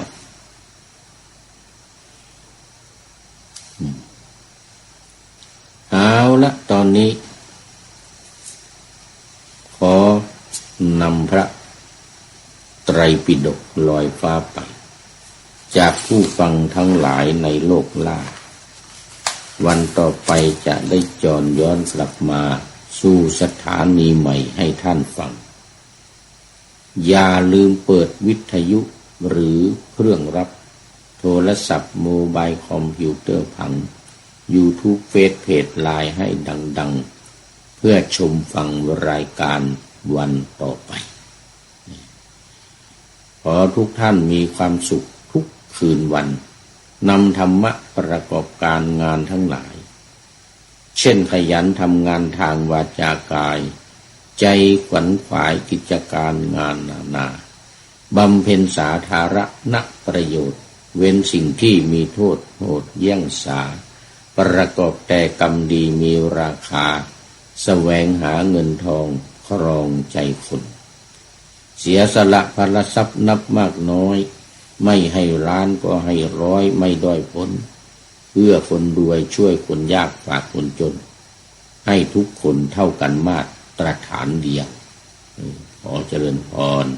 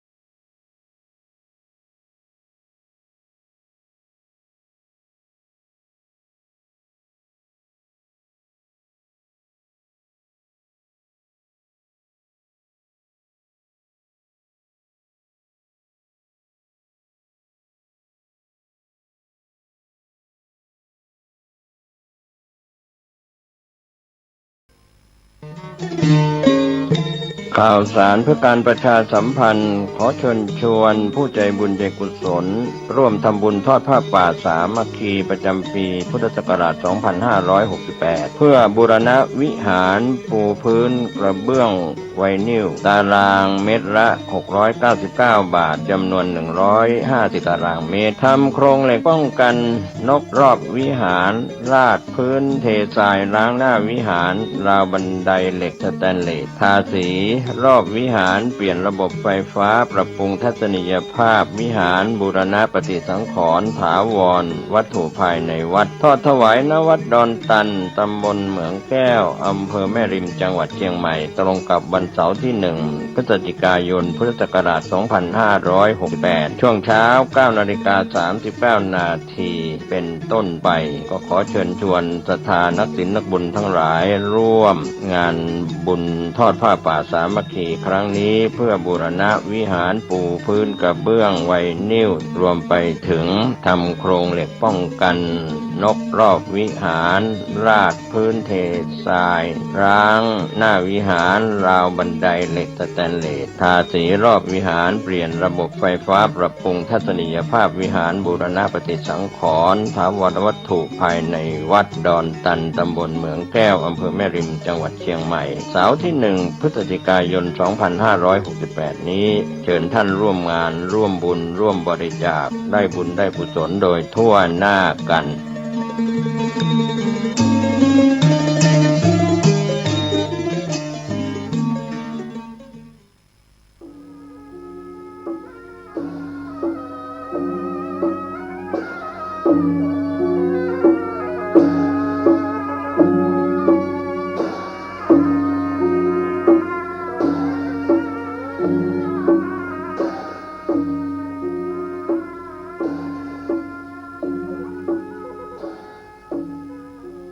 กาเลนะธรรมัสสวนัง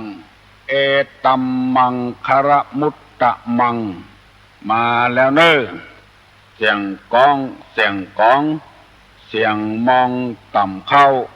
เสียงตุเจ้าเทศนาธรรมมาแถมแล้วมาถึงหูถึงบ้านถึงจองถึงหอถึงเฮือนในมุ้งในสุดในเตาไฟในห้องน้ำในรถมาถึงกุฏิที่ท่านผู้ฟังทั้งหลายเปิดวิทยุรับฟัง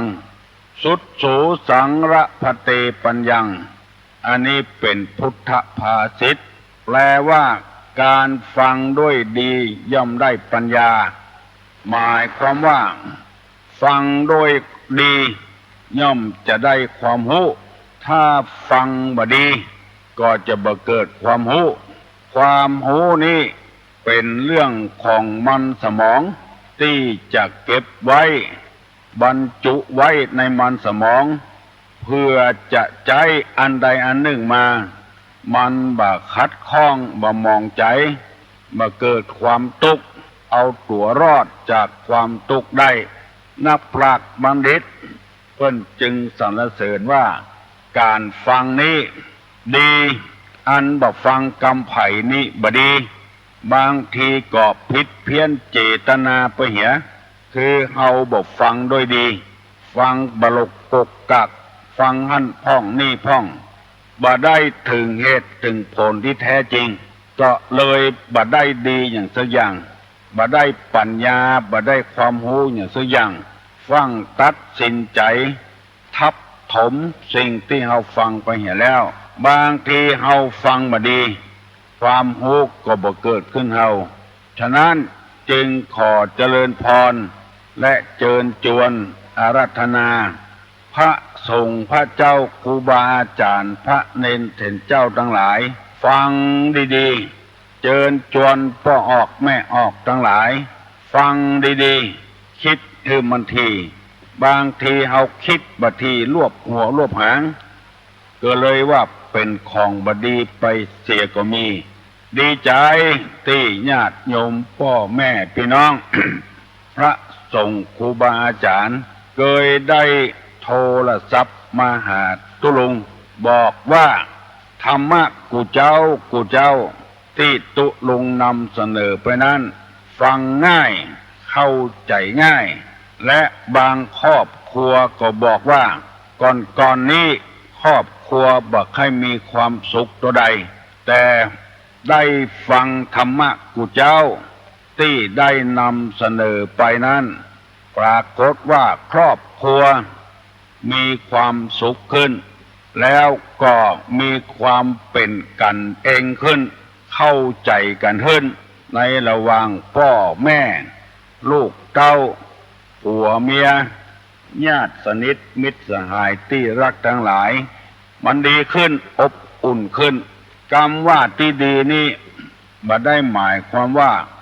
มีเงินมีทองขึ้นร่ำรวยขึ้นบ่ได้หมายความว่าอย่างนั้นการที่จะเสาะเงินเสาะทอง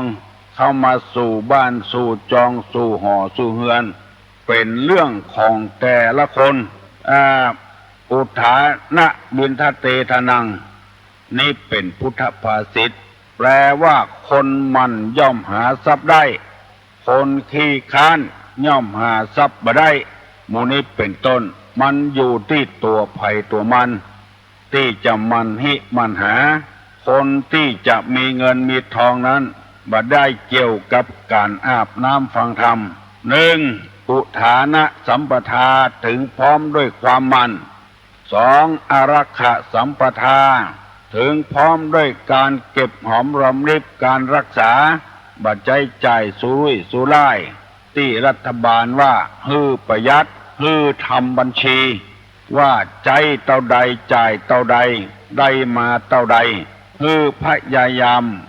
เดือนหนึ่งฮือมีเงินเหลือฮือพยายามอย่างนี้ตรงกันพุทธภาษิตที่ว่าอารักขสัมปทาถึงพร้อมด้วยการรักษาทรัพย์สมบัติข้อ 3. กัลยาณมิตรตาคบคนดีๆ ค้าขายถูกต้องตามศีลธรรมค้าขายบ่ฮื้อผิดกฎหมายบ้านกฎหมายเมืองหลีกเลี่ยงภาษีค้ายาบ้าค้าของเถื่อนหมู่นี้ถ้าหลีกเลี่ยงหมู่นี้ได้ก็ย่อมจะมีเงินมีทองทรัพย์สมบัติอันนี้เรียกว่ากัลยาณมิตรตาข้อที่สี่ว่าสัมมชีวิตาประกอบอาชีพไม่ผิดกฎหมาย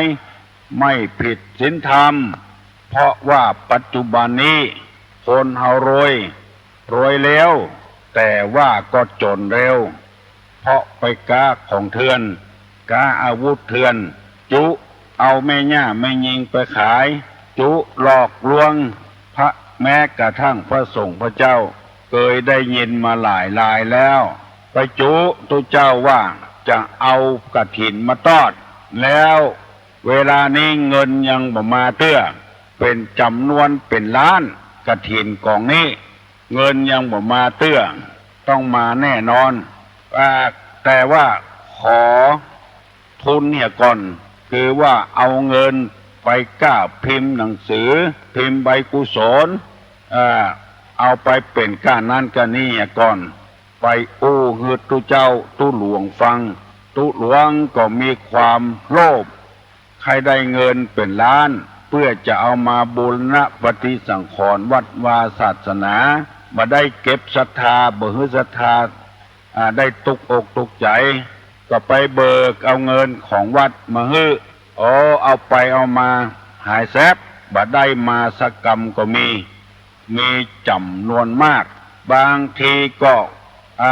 เป็นแขกมาปรึกษาหารือกันแล้วใครถามว่าจะเปลี่ยนชื่อตุเจ้าก็ดีใจละถงย่ามละไว้ขึ้นไปโค้นหนังสือเพื่อจะมาเปลี่ยนชื่อเพื่อลงมาพอมีแล้วสตางค์ในถุงย่ามหมดหายแซบคนที่มาเปลี่ยนชื่อก็หายแซบหมู่นี้คือได้ระวังเรียกว่ามันมีสัมมชีวิตาประกอบอาชีพผิดศีลผิดธรรมถ้าตำรวจยับได้ก็ต้องถูกคอกถูกขังแถมเพราะฉะนั้นที่ตุลุงว่าครอบครัวมีความสุขบ่ได้มีความสุขเพราะมีเงินมีคำความสุขเพราะถูกกันล่งกันอภยาปัชชังสุขังโลเกการไม่เบียดเบียนกันเป็นสุขในโลกอันนี้เป็นคำสอนในทางพระพุทธศาสนาเฮาเป็นผัวกันเฮาเป็นเมียกันเฮาเป็นพี่กันน้องกันเฮาจะไปเบียดเบียนกันเนี่ยหยังหันหน้าหันตากินข้าวกล่องเดียวกันหม้อเดียวกันเป็นเจ้าบ้านเหมือนกันจังกันคลหานินทากันเล่าหน้าจากขวัญกันมันบ่มีการเสี่ยงการสุดสะเตื้อพอได้ยินธรรมะที่ตุลุงเสนอไปปรากฏว่าการที่จะไปเล่าหน้าจากขวัญการไปติไปเตียนกันนั้นมันบ่มีสาระบ่มีประโยชน์ว่าให้กันก็เต้าอั้นแล้วสู้สั่งสรรค์สู้ให้มันมีประโยชน์แบบมีประโยชน์แบบมีสั่งสรรค์กันบ่ให้มันบวชจำนำคุณยังจะดีกว่าหมู่นี้เป็นต้นฝากฝังไว้กับพี่น้องทั้งหลายแล้วเมื่อตะวานี้มีป้อออกคนหนึ่งโทรมาบอกฮือตุลุงว่าขอฮือตุลุงเทศเล่าเสนอเรื่องซื้อกินไม่หมดคดกินไม่นานคือฟังกรรมเพราะว่าบัดเดี๋ยวนี้หัวหน้ามีทำท่าที่จะบดีเพราะบัดได้รับฟังธรรมกรรมสั่งสอนเป็นต้นว่าพ่อหลวงกำนันอบต.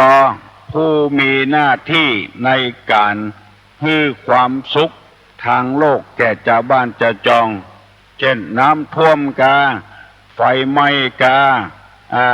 อย่างใดอย่างหนึ่งช่วยเหลือชาวบ้านคือมีความสุขแต่ปรากฏว่าเงินทองอันใดได้มานั้นบัดถึงมือชาวบ้านถึงก็ถึงน้อยเดียวเนี่ยแต่ หรือบ่อย่างอันสิ่งที่เป็นสาธารณประโยชน์ม็อบแมปซอบแซบเอาไปขายเฮือนายทุนก็มีแทนที่จะมาเป็นห่มเป็นเงากับเจ้าบ้านเจ้าจองสามารถสร้างความเดือดร้อนให้เจ้าบ้านเจ้าจองเมื่อตะกอนมีครูบาเจ้าวัดน้ำบ่อหลวงเคยเขียนภาษิตออกมาว่านกยางขาวเจ้ามายาอยากกินปลาแกล้งพูดตูว่ากูมีศีลเมื่อจะหาเสียงเป็นแก่บ้านเป็นกำนันเป็นอบต.หาเสียงให้เจ้าบ้านว่าจะช่วยเหลือเจ้าบ้านทุกอย่างพอได้เป็นมาแล้วบัดใจอย่างอันสกรรมเป็นอย่างนกยางไปเหียนุ่งขาวห่มขาวแต้เป็นนกยางสีขาวแต้ปรากฏว่าไปเฝ้าอยู่หนองสละจับเอาป่าเอากุ้งเอาเนิ้วที่อยู่ในสละมากินเตื้อตัวในที่สุดมาก็เกือบจะหมดสละมีคนหูตั้งหลายพระสมจุ่มนนกันก็เลยขับไล่อุปมาฉันใดก็ฉันนั้นอย่างแห่ลงหินลงทรายลงอย่างนี้เป็นอันกินอย่าประตกประเสี่ยงมันบ่มีความลับบ่มีในโลกเน้อพอออกแม่ออกพุทธภาษิตบอกว่านัตถิโรเกละโหนามะชื่อว่าที่ลับไม่มีในโลกนึกว่าไผ่บ่ฮู้เขาฮู้เสียงถึงบ้านถึงจองถ้าเฮาเอาธรรมะมาใส่จิตใส่ใจเฮาจะได้ช่วยเจ้าบ้านแถมจำนวนมากอย่าบ่เหมือนกับเป็นนกยางกินสะปะสะปืนอันที่ไม่อยู่ในน้ำที่กินได้นึกว่าไผ่บ่ฮู้เขาฮู้กันหมดอาชีพนี้เป็นอาชีพที่เฮาจะช่วยเหลือเจ้าบ้านเกิดมาตึงเตื้อช่วยก็ช่วยกันเหียแต่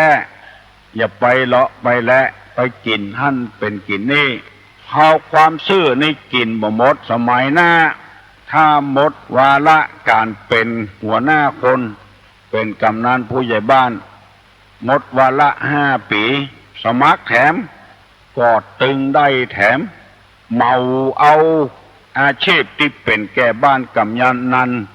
เป็นอาชีพประจำครอบครัวเลยส่งถึงลูกถึงเต้าลูกเต้าก็มีความภาคภูมิใจที่ได้ป้อเป็นหัวหน้าคนเมียก็ภาคภูมิใจที่ได้เป็นเมียของหัวหน้าคนเช่นกำนันผู้ใหญ่บ้านถ้าคดแล้ว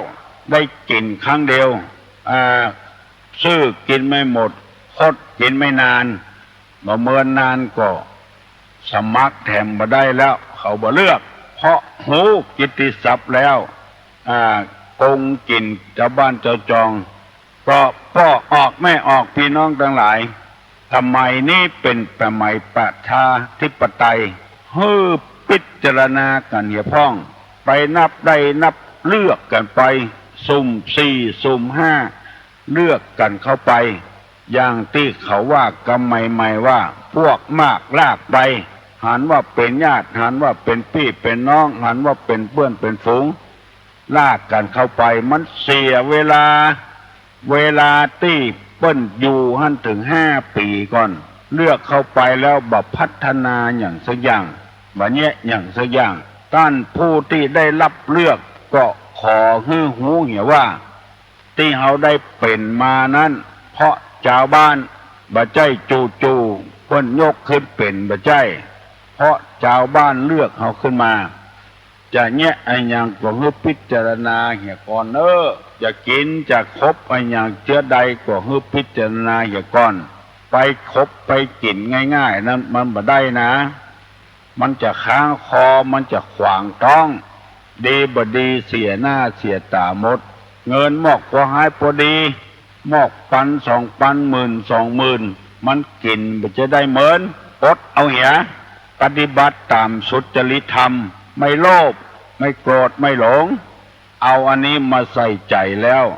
บ้านจองบางที่มีความเจริญรุ่งเรืองบางบ้านนี่กองทุนเงินล้านกองทุนหมู่บ้าน ลงหนังสือพิมพ์บ่อยๆเปิ้นเจริญรุ่งเรืองเปิ้นซื่อสัตย์ต่อกันบางบ้านนี้มันเจริญรุ่งเรืองสะเตื้อเพราะเหตุว่าซื้อกินไม่หมดคดกินครั้งเดียวยืมเงินไปลงทุนต้นว่ากองทุนหมู่บ้านบ่เอาไปลงทุนสักกรรมเอาไปซื้อรถเครื่องให้ลูกขี่ไปโรงเรียนเอาไปซื้อมือถือซึ่งมันมีความจำเป็นที่จะต้องเอาที่บ้านที่จองไปการันตีไปจำนองขอให้พิจารณาอยู่ในศีลกินในธรรมเตอเฮาจะมีความสุข5 บาทในมือดีกว่า100 บาทอยู่ที่เปิ้นพยายามมีน้อยจ่ายน้อยกินน้อยอย่าไปกินอย่างเปิ้น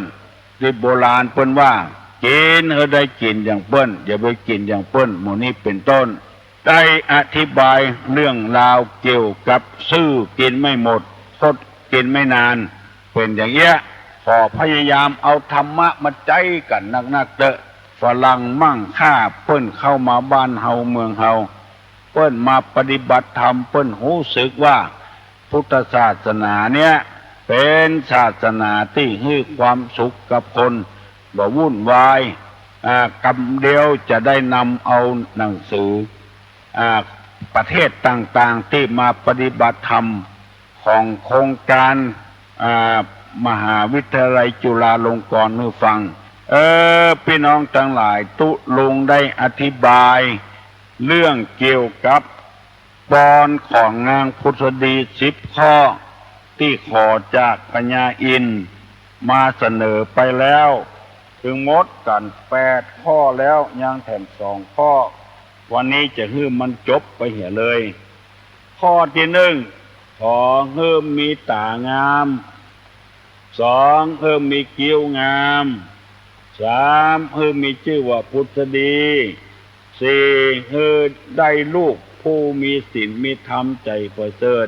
หูกำป้อหูกำแม่ข้อที่5เมื่อมารลูกในท้องบ่ให้ท้องนูนขึ้นข้อที่6ขอให้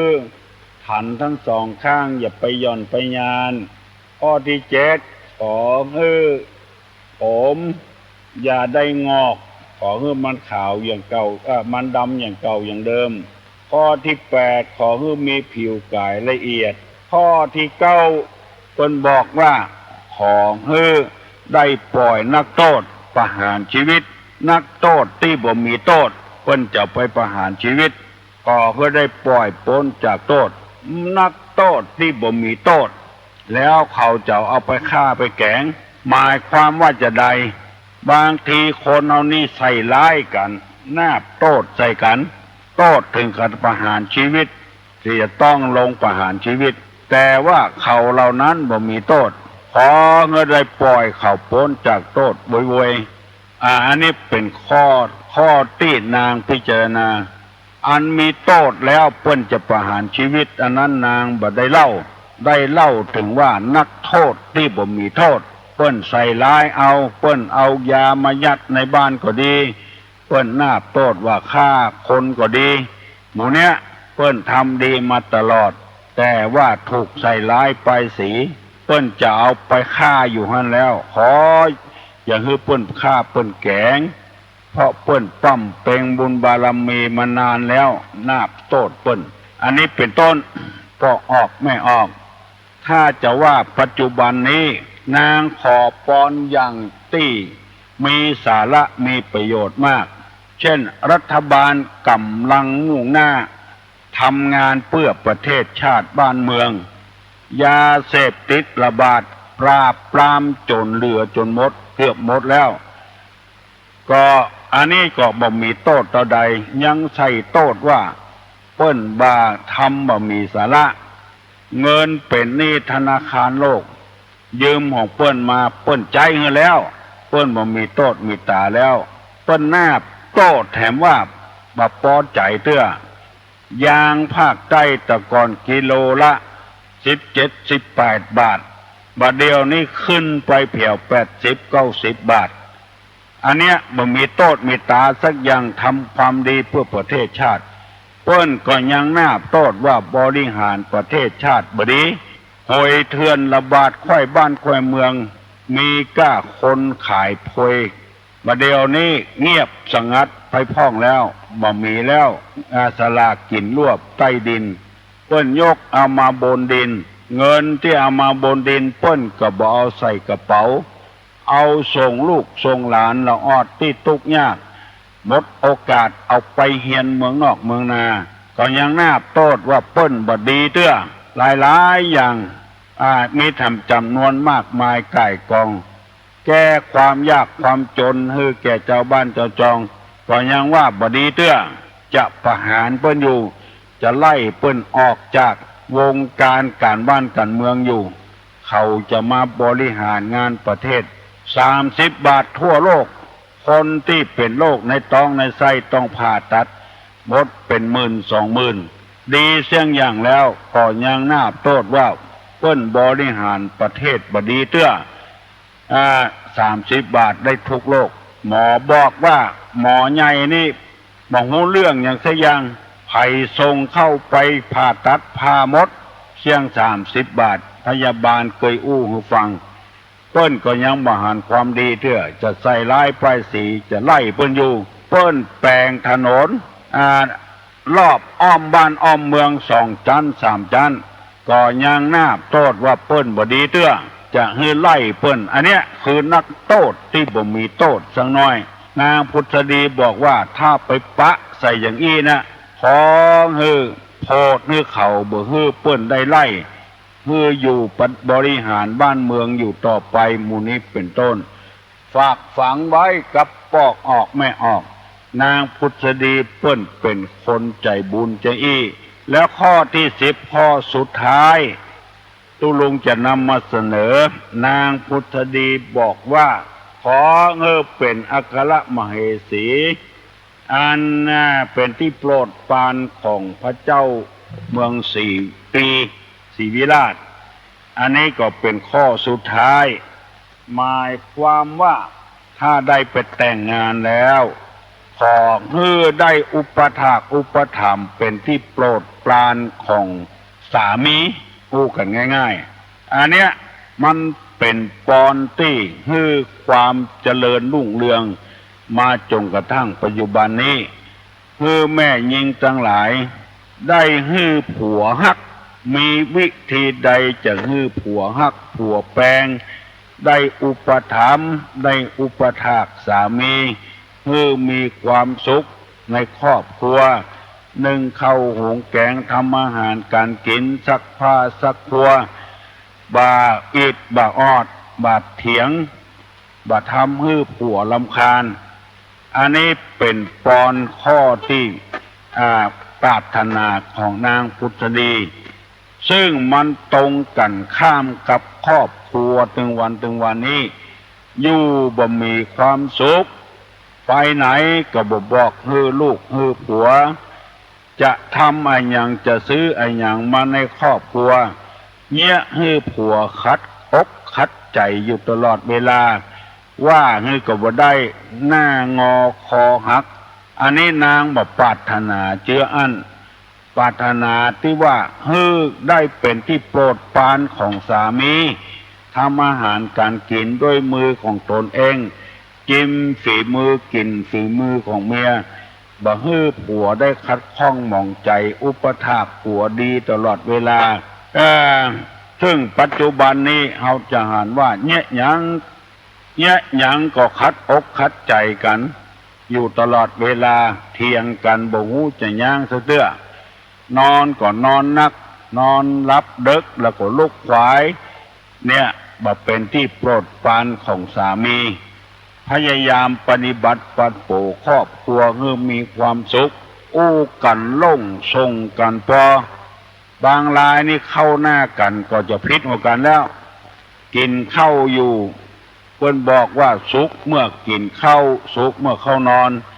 กินข้าวอยู่ก็พลิกหัวกันก็ใจก็เต็มแห้งแม่ยิงทำอาหารการกินพอเพิ่นตั้งแต่ตำน้ำพริกดังไฟใส่แกงนั่งขันโตกคาบได้บ่ได้ติแกงก็บ่ได้ เบิดว่าเผ็ดเบิดว่าเค็มเบิดว่าจางเบิดว่าพักแข่งกันอย่างแข่งหมูนี่โอ๊ตเอาอย่าบะทับปากออกมาคนที่เนี่ยกินก็มันบะใจเนี่ยอย่างสบายนะต้องใส่พักต้องเนี่ยกับปูกับป่ากับชิ้นกับอย่างมันยากคนเดียวเนี่ยกูอย่างพอมาตั้งขันโตกมาแล้วก็นึกว่าจะสรรเสริญฝีมือของเมียโอ้กลับไปว่าเข้าก่อแข็งเหี้ยเข้าก่อแจ๊ะเหี้ยอาหารก็เผ็ดไปเค็มไปติของกินกูคาบเมียอุตส่าห์ทำมาฮื้อหน้าที่จะเอาอกเอาใจกันพ่องจุซุยกันพ่องแกงนี่ล้ำเนาะฝีมือดีเนาะบอกว่าอย่างสักเตื้อเสาะหาทางที่บดีเอามาใส่บนขันโตกเสาะหาทางที่บดีฮื้อผัวรับดึกลุกขวายขี้ค้านผ้ากับบะซักแจ้อยู่ในกะละมังนั้นได้2 วัน 3 วันแล้วซักกับบะซักสักเตื้อกินข้าวแล้วถ้วยจ้อนก็บัดล้างเพราะบัดเจ็ดบัดถูอย่างสักอย่างหมู่นี้เป็นต้นเพราะฉะนั้นจึงเป็นเหตุคือครอบครัวเราเนี่ยละหองละแหงกันตลอดเวลานางพุทธดีบอกฮือกับพญาอินทร์ว่าถ้าลงไปเกิดเมืองคนแล้วขอจะไปฮื้อผัวได้เจ็บช้ำน้ำใจกันขอฮื้อเปิ้นได้มีความสุขในครอบครัวลูกเต้าหลานเหลนฮื้อฮักกันอบอุ่นกันมันมีหลายแล้วเวลานี้อายังก็มีกินอายังก็มีใจบ่มีความสุขในครอบครัวผัวก็แน่จะเจตนาบดีต่อเมียก็เจตนาบดีต่อผัวลูกแถมซ้ำให้เอาเกมมาเล่นวันค่ำถึงคาบมาก็กินกับพ่อกับแม่ตัวเขาพอใจน้อยใหญ่แล้วไปห้องห้ำห้องเฮียนก็บอกไปขี้ค้านหมู่เนี้ยมันวุ่นวายในครอบครัวนางพุทธดีดักไว้เหี่ยก่อนบอกฮื้อมีความวุ่นวายในครอบครัวได้ลูกก็ขอให้ได้ลูกที่ประเสริฐได้ผัวก็ขอให้ได้ผัวที่มีศีลมีธรรมมากินเหล้าเมายามาทลายปัจจุบันนี้มีหลายบ้านหลายจองเงี้ยจะเอี้ยอย่างที่ตุลุงว่าเนี่ยเสาะหาเรื่องหาเล่าใส่กันมีเจตนาบดีบางทีลูกดีแต่พ่อแม่พิษหัวกันถึงวันแต่เมาะบ่เอาธรรมะเข้ามาใส่จิตใส่ใจตุลุงยินดียินบานที่พี่น้องทั้งหลายมอบความไว้วางใจให้ตุลุงแล้วก็โทรศัพท์มาบอกว่ายินดียินบานตัวลุกมาเมื่อเจ้าได้ฟังตุลุงแล้วก็เผยแพร่ไปบางคนบ่เคยฟังวิทยุก็ซื้อวิทยุมาฟังกูเจ้ากรรมนี้ตุลุงบ่ได้แปลงกรรมเอาเพราะว่ามีคนโทรศัพท์มาบอกว่าเจ้าอันครอบครัวดีขึ้นมาแม่อุ้ยก็ดีขึ้นมาพ่ออุ้ยก็ดีขึ้นมาบ่จมบ่แซมผัวก็ดีขึ้นมาเข้าบ้านมาบัทละทลายอย่างเก่าอย่างเดิมคนเอานี้เกิดมาทั้งทีคือเอาดีเมื่อใดจะไปทำตัวเป็นบดีอย่างที่ตุลุงว่าคนนี่เป็นได้หลายอย่างเป็นม้าก็ได้เป็นหมูก็ได้เป็นควายเป็นงัวก็ได้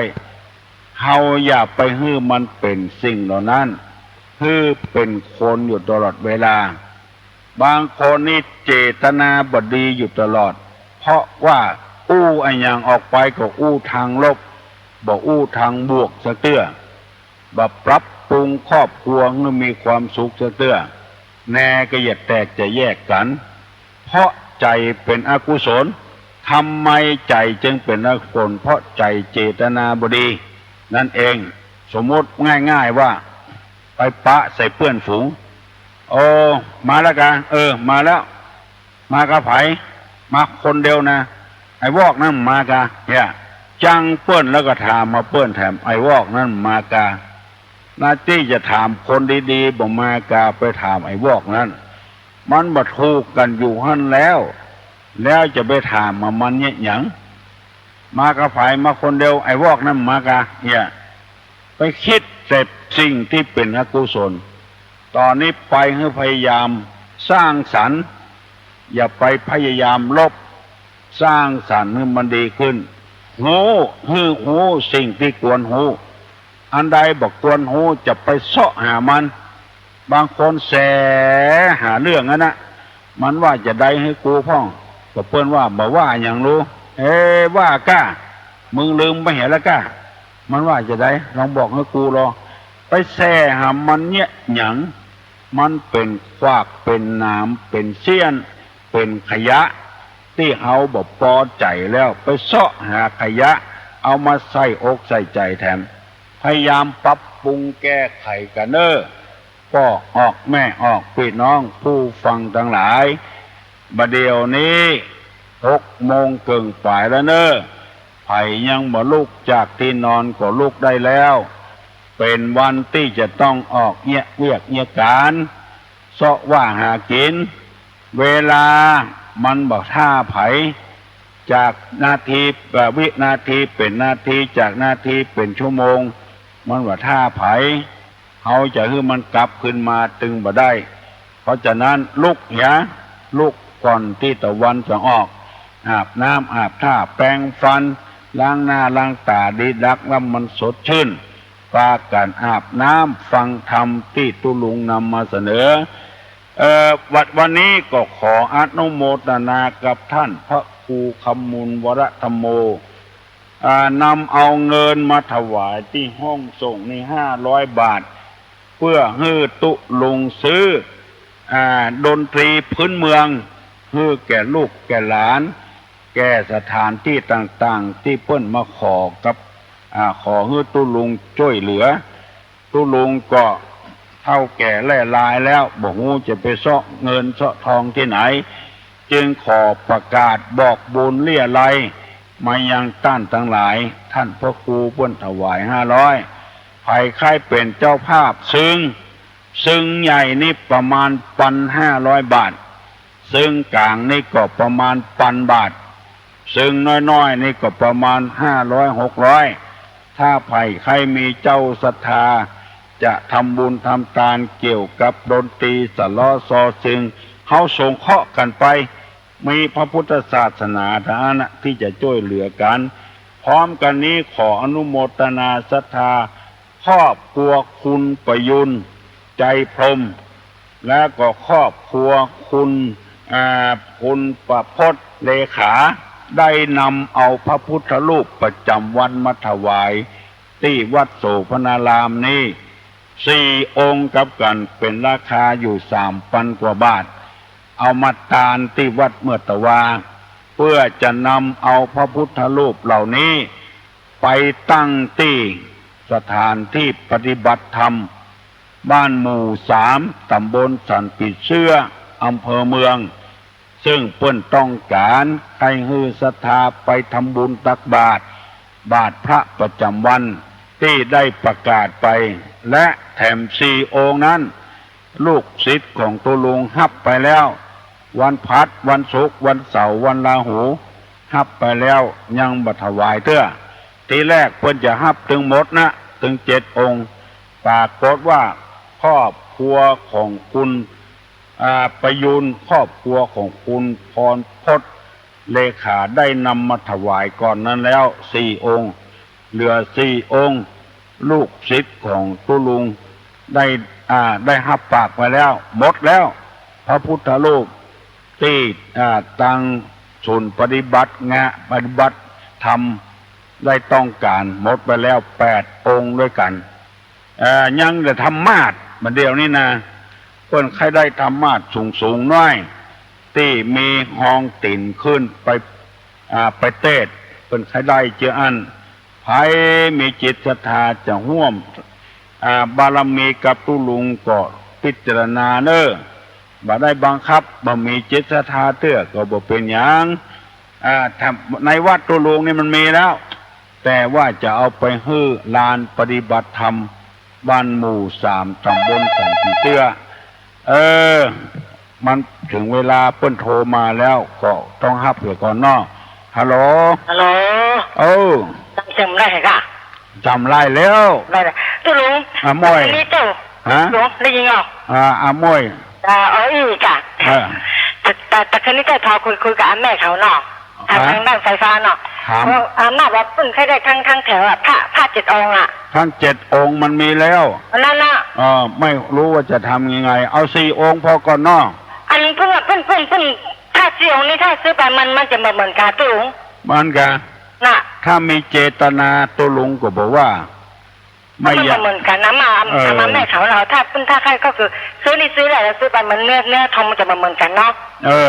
แต่คืนเจ้าทอไปเขาว่าเจ้าอยู่เห็นบ้านเนาะเขาว่าถ้าทอไปถ้าซื้อไปนี่เรื่องของซื้อได้แต่เราซื้อไปทั้งไอ้ฮุกไอ้ผ้ามันเนี่ยมันเหมือนกันเนื้อทองจะเหมือนกันจะอยากให้มันเหมือนกันแล้ว4 องค์ที่ถวายมาแล้วจะทำยังไง4 องค์นี้อันที่เขาได้ก็บอกเอาได้ก็ตุลุงเ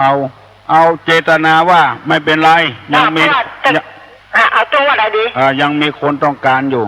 ก็มีเนาะแล้วก็ถวายนะตุลุงเนาะ4 องค์นั้นตุลุงจะเก็บไว้ที่วัดเนาะ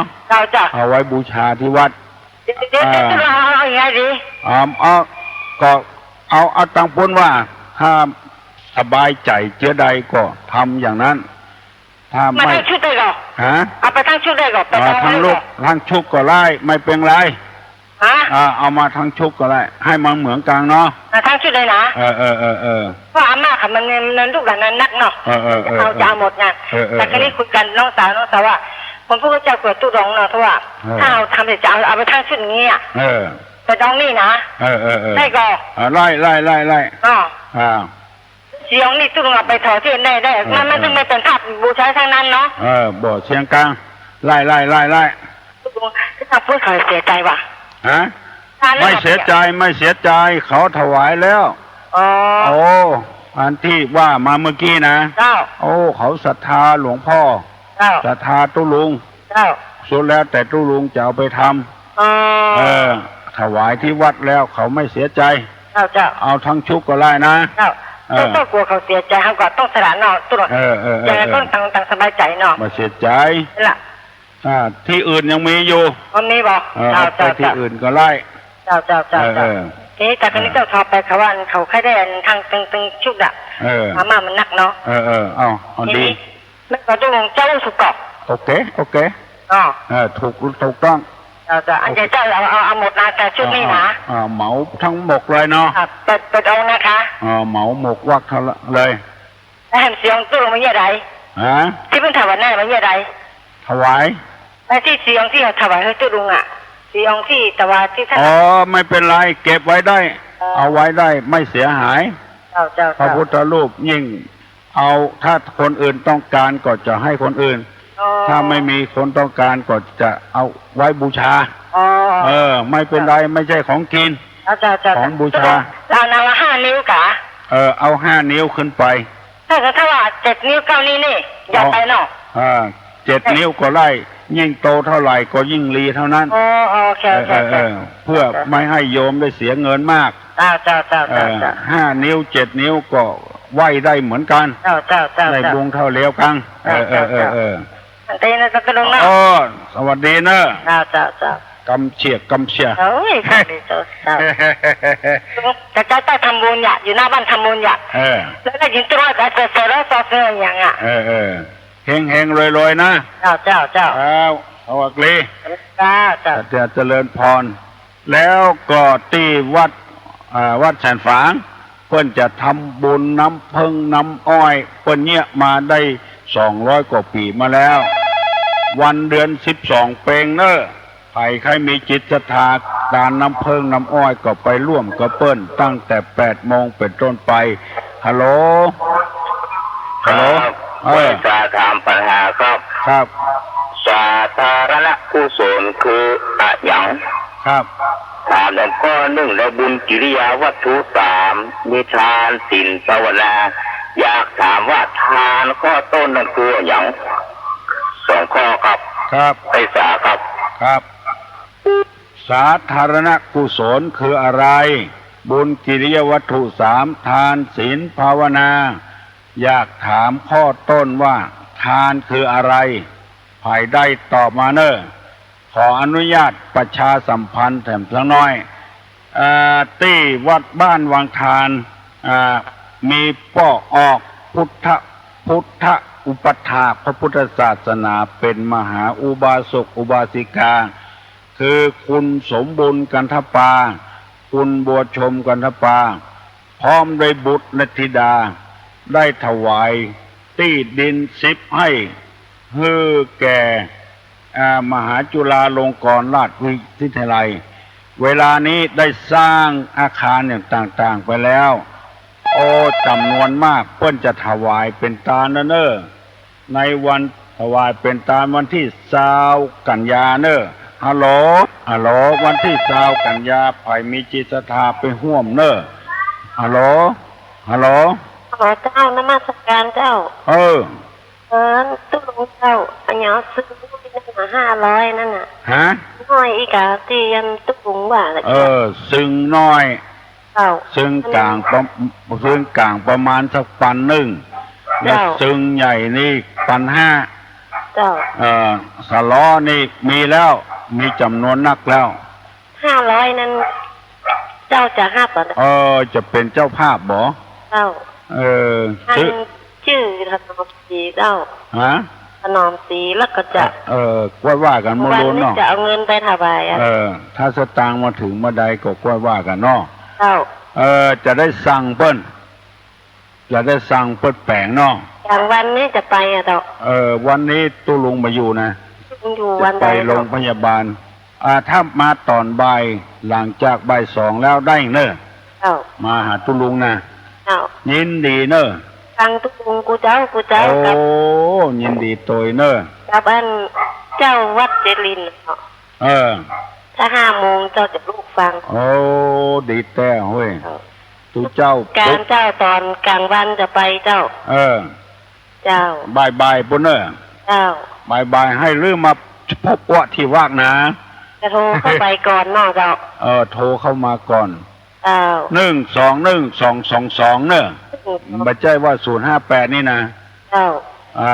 ต้อง2นี่เนาะเจ้าต้อง2เจ้านมัสการเจ้าวันทูเนอะเจริญพร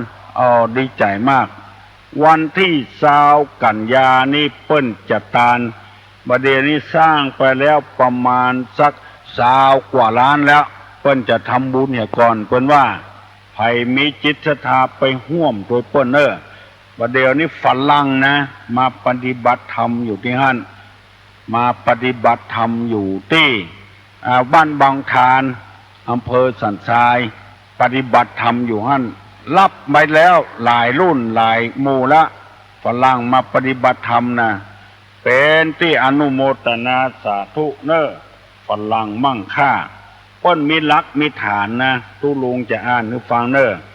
อันนี้ฝรั่งจากประเทศโปแลนด์เปิ้นมาปฏิบัติธรรมเปิ้นเขียนความรู้สึกไว้ว่าจะเป็นภาษาอังกฤษแต่ตู้ลุงมาอ่านให้ฟังถึงอ่านก็อ่านบ่ได้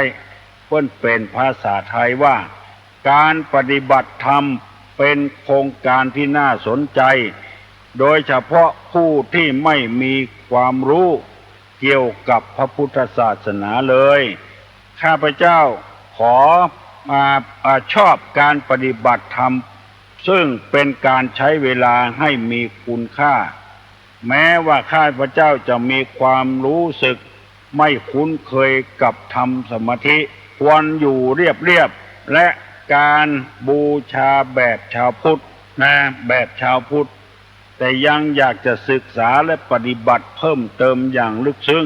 และพบว่าข้าพเจ้าเพิ่งจะเริ่มต้นเท่านั้นในส่วนอื่นๆของโครงการเช่นห้องพักอาหารสภาพความแวดล้อมเป็นระเบียบเรียบร้อยดีมากซึ่งไม่เหมือนที่คิดไว้เลยข้าพเจ้ารู้สึกประทับใจในการต้อนรับ ของท่านเป็นอย่างยิ่งขอขอบคุณอันนี้เป็นฝรั่งเจ้าโปแลนด์ปุนามาปฏิบัติพุทธศาสนาขอคือพี่น้องทั้งหลายชื่นอกชื่นใจเนอศาสนาของเฮานี้บ่ยุติเท่านี้คนหูคนฉลาดมาปฏิบัติธรรมเปิ้นยกย่องสรรเสริญเนอเพราะว่าเปิ้นได้รับข้อที่ถูกต้องบ่ใจเหมือนเฮาได้รับข้อที่บ่ใครถูกต้องก็ใดจึงบ่หันความสำคัญของในทางพระพุทธศาสนาพอฝรั่งที่จบปริญญาด็อกเตอร์ก็มีอย่างก็มีนะมาปฏิบัติธรรมในทางพระพุทธศาสนาเพิ่นจึงเขียนความรู้สึกว่าอันนี้ก็ขอประชาสัมพันธ์ให้รับทราบวันที่เดือนกันยาเนี้ยก็สมบูรณ์กับแม่บัวชมเปิ้นติดต่อไปทางสำนักมหาวิทยาลัยเปิ้นจะทำบุญแล้ววันที่20เดือนกันยานี้เนอะแล้วสำหรับที่วัดแสนฝางเกิดกับเปิ้นบอกทุลุงว่าขอเอิ้นหั่นเอิ้นนี่ช่วยพงเนอะวันที่เดือน12เปิ้นจะตานน้ำพึ่งน้ำอ้อยอุทิศส่วนบุญส่วนกุศลไปหาพ่อหาแม่ครูบาเกิดเจ้าที่ถึงครูบาอาจารย์ต่อไปเป็นวัฒนธรรมประเพณีร้อนๆที่จะต้องขออนุโมทนาสาธุการฮัลโหลครับไว้สาถามปัญหาสักข้อครับคนที่สำเร็จการศึกษาทั้งโลกและทางธรรมอาศัยทำอะไรในทางพุทธศาสนามีกี่ข้อกับไว้สาครับภายได้ตอบมาเนอะเพิ่นถามปัญหามา3ข้อแล้วยังบ่ได้ยินไผตอบมาสักคนเตื้อยินดีเนอะเจ้าของปัญหาเพื่อจะให้คนเอาได้มีความรู้เรื่องพระพุทธศาสนานักหนาปาปานขึ้นไปวัดใดจะทำอะไรอย่างจะทำบุญทำทานกินสลากหากไม้ตาลอะไรอย่างใครให้ตุลุงประกาศเพราะว่ารายการนี้เป็นรายการที่คนฟังกันมากมายที่หูก็เพราะเหตุว่าคนมาบอกเงินตุลุงว่าเกือบกูหลังคาเงินปากันฟังรายการของตุลุงใครให้ตุลุงประกาศก็ก็มาบอกให้ตุลุงแล้วตุลุงจะประกาศให้ไผตอบปัญหาได้ตอบปัญหามาเนอะเกือบจะ7 โมงแล้วเฮาจะได้ย่างกันแล้วเพราะต่างคนต่างมีการมีงานดีใจโดยกับพอออกไม่ออกฟังน้ำฟังธรรมเป็นอาหารทางใจฮัลโหลจ้าวันสาเจ้าต้นเจ้าตอบว่าเจ้าใดว่าปัญหาข้อสุดท้ายเนี่ยปัญหาว่ายาก็ตลอดคนที่สำเร็จการศึกษาทั้งทางโลกทางธรรมเพราะอาศัยธรรมอะไรจึงเป็นผลสำเร็จที่ตาสีจ้ะถูกต้องแล้วน้องพิสมัยเนาะจิตาวิมังสาข้อแรกว่าอย่างก็ข้อจะจำไม่ได้อย่างมหกข้อ1นะฉันทะต่อฉันทะวิริยะจิตตะวิมังสาอันนี้สำเร็จถึงทางโลกทางธรรมเนาะถูกต้องแล้วข้อก่อนนั้นจำได้ว่าปัญหาอย่างกล้าตื่นมาเดียวเลยจะได้จ้ะยอมรับว่าตื่นยอมรับดีละยอมรับสารภาพ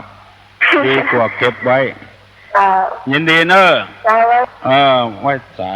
ยินดีเนอะฉันทะคือความพอใจ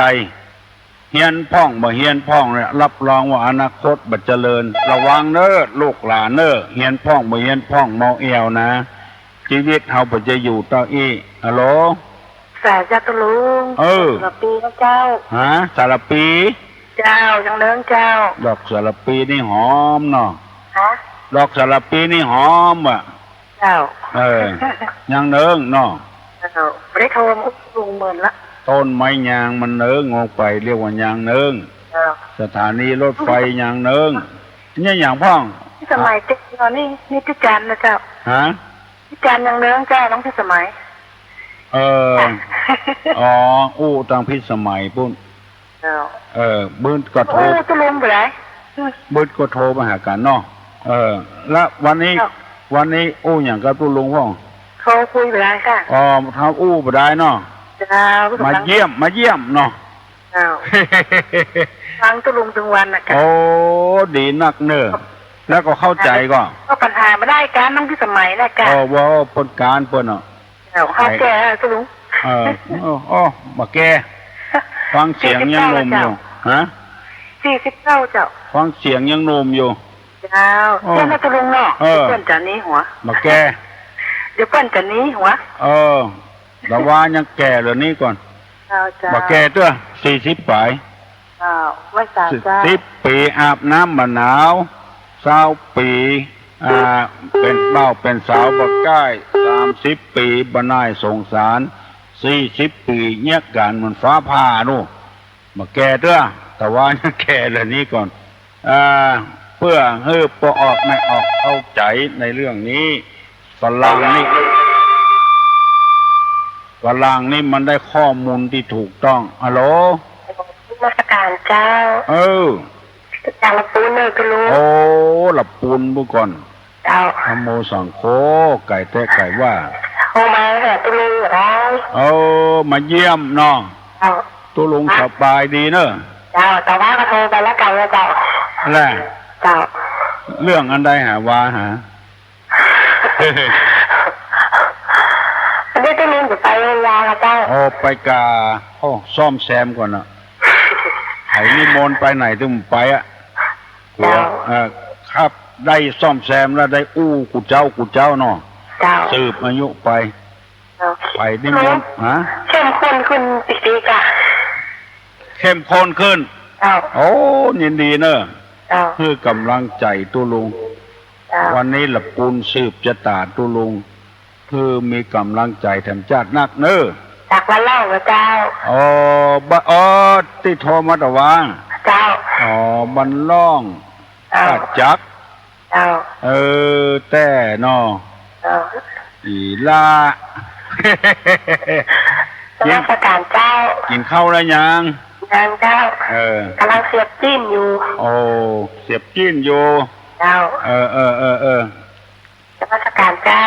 บุญรักษาเนอลาเนอภายมีเลือกมีราวอย่างกดต่อทำกันหากระตู้ลุงเตอะฮัลโหลเจ้ากราบนมัสการเจ้าตู้ลุงเจ้าเจริญพรดอยปะคอยนะเจ้าดอยปะคงเหรอเจ้ากินข้าวงานแล้วยังเลยเจ้าโทรมาอู้ตู้ลุงมาได้เจ้าโทรมาอู้ตู้ลุงเจ้าฟังตึงวันตู้ลุงตีแต่เนาะเจ้าทำบ้านเฮาฟังหลายก็ฟังค่อยบ้านนะกับตู้ลุงฟังค่อยบ้านเจ้ามันฟังแล้วเข้าใจดีเนาะได้ความรู้จัดนักเจ้าดีแต่ได้ความรู้จัดนักเจ้ากราบนมัสการเจ้าตู้ลุงเจ้าสวัสดีเนอะบ้านดงปะคอยถ้าอย่าเป็นลูกเป็นหลานเนาะเนี้ยวันที่27นี่ตุลุงจะตานขันเข้าฮือพ่อฮือแม่ฮือพี่ฮือน้องฮือครูบาอาจารย์เนอะลูกหลานตั้งใดก็มาร่วมกับตุลุงเนอะหนองตองพ่องเมืองเป้าพ่องปะคอยพ่องบ้านสันต้นม่วงพ่องฮัลโหลมาตรการเจ้าอันนี้มาเยี่ยมตุลุงมาได้เนอะมาเยี่ยมมาได้ดีกะไม่เป็นอย่างเข้าสมวนใจสบายดีนะตุลุงนะรับรอง 100%ขออยู่ถึงวันนะตุลุงนะจะพยายามเนาะนี่บ้านดอยสะเก็ดเด้ออยู่ดอยสะเก็ดบ้านอย่างฮะบ้านปะป้องเจ้าบ้านปะป้องม่วนเนอะปะป้องนะอยากจะถามนักหน้าเหมือนกันมาถามเพื่อมันหมดเวลาแล้วท่านมันหมดเวลาแล้วเนาะหันใจคนอื่นเนาะดีแต่เนอะมาสการเจ้าบุญรักษาเนอะเอาปอนเนอะตุลุงจะปั่นปอนแล้วแถมลายลีวิทยุเนี่ยเนอะฮัลโหลตุลุงเจ้าขอโอกาสนั้นราชการตุลุงเจ้าเจ้าขอถามตุลุงจับประสางนะเจ้าประสางพูดประสางละปูนว่ะเจ้าสิจุงประสางนะเจ้าปูนนะเจ้าบ้านละปูนประสางปุ้นเจ้าขอถามตุลุงว่าเวลาสวด สวดพระไตรปิฎกก็ดีเนาะสวดชินมัญชรก็ดีที่หนูเมื่อคืนนั้นหนูคุยพาแล้วให้เป็นไม่เป็นอย่างก็ตัดสวดชินบัญชรพระไตรปิฎกแล้วเมื่อคืนเป็นยังไงมึงมันโค้งไปดูฮะไอ้ติ๊กไม่เป็นอย่างกระจับฮะยุงโคบกระจายยุงอ่ะยุงครบเจ้าอันนี้นี่นะมันก็ครบคือคันนั่นอยู่เอาเฮาว่าเนอะฮะเอาเฮาว่าเนอะเจ้าอันนั้นมันเขาจะรู้ว่ามันเป็นบ้าก็จะถ้ามันอดได้ก็อดเอาเหี้ยถ้าอดบ่ได้มันมาเบียดเบียนเฮาก่อนน่ะเจ้าเพิ่นว่าอย่างอี้โลหนึ่งจิตคิดจะฆ่าถ้าเฮาบ่มีจิตก็บ่เป็นบาปนะจิตคิดจะฆ่าเนี่ยเป็นบาปละถ้าเฮาบ่มีจะฆ่ามันไปลูบไปปะสมันก็บ่เป็นบาปอุปกรรมโมทำความเพียรที่จะฆ่าอันเนี้ยพยายามจะฆ่ามันไล่ตบตำหั่นตำนี่ก็เป็นบาปมันมาเนี่ยเราก็ยังแน่อยู่นะมันก็อดบ่ได้ก็เอาพ่องถ้ามันต้องเอาบ่ได้เจตนาจะตานเลือดทุกมันโลมันมาเนี่ยเฮาก่อนเอาอย่างป้อนานแต้นว่านะกะนั่งภาวนายุงครบมือตบก็ใส่ไปเถียงกันม่อนฮกคุณบ่าไผเนี่ยไผก่อนไผเนี่ยไผก่อนนี่โลมันมาเนี่ยเฮาก่อนนะเนาะเอาแล้วตัวหนึ่งเนาะเจ้าการตัวหนึ่งเป็นวันในเจ้าสี่ตึงวันนี้นะเจ้าแมงบัดนี้มันบ่ได้ทำประโยชน์คือไผโลเกิดมามันรบกวนมันเป็นยักษ์โลเป็นยักษ์เป็นมารไข้มาเลเรียอย่างยุงเนี่ยไว้มันนี่หยังเนาะตอนเป็นสัตว์ที่มีประโยชน์กับเจ้าบ้านเจ้าเมืองอันนั้นกะบัดนี้ฆ่ามันเนาะควายก็ไถนางัวก็ใส่ล้ออันนั้นบอกยุงนี่บ่เป็นหยังเอาฆ่าตัวลงตัวบอกเอาไว้นี่ถ้าจะไปไล่ตบมันเนอะจะไปไล่ตบมันเนอะถ้ามันเนี่ยเฮาก่อนต้องเนี่ยคือมันอ่ะอู้ซื่อๆนะมาเลเรียลูกมันระบาดลูกเอาปอนจะปั่นปอนแล้วเนี่ยอย่างเงี้ยมันบัดได้นะเอาใจกันฮัลโหลดีละเอาปอนจะปั่นปอนแล้วสัพพโลคาเวนิโมโตสัพพสันตาปวัตติโตฮัลโหลเจ้าเรื่องสารสารซึ่งเจ้าได้ยินเจ้าอยู่ข้างตักบาตรเนาะเจ้าอยู่ข้างตักบาตรเนาะได้ยินก่อน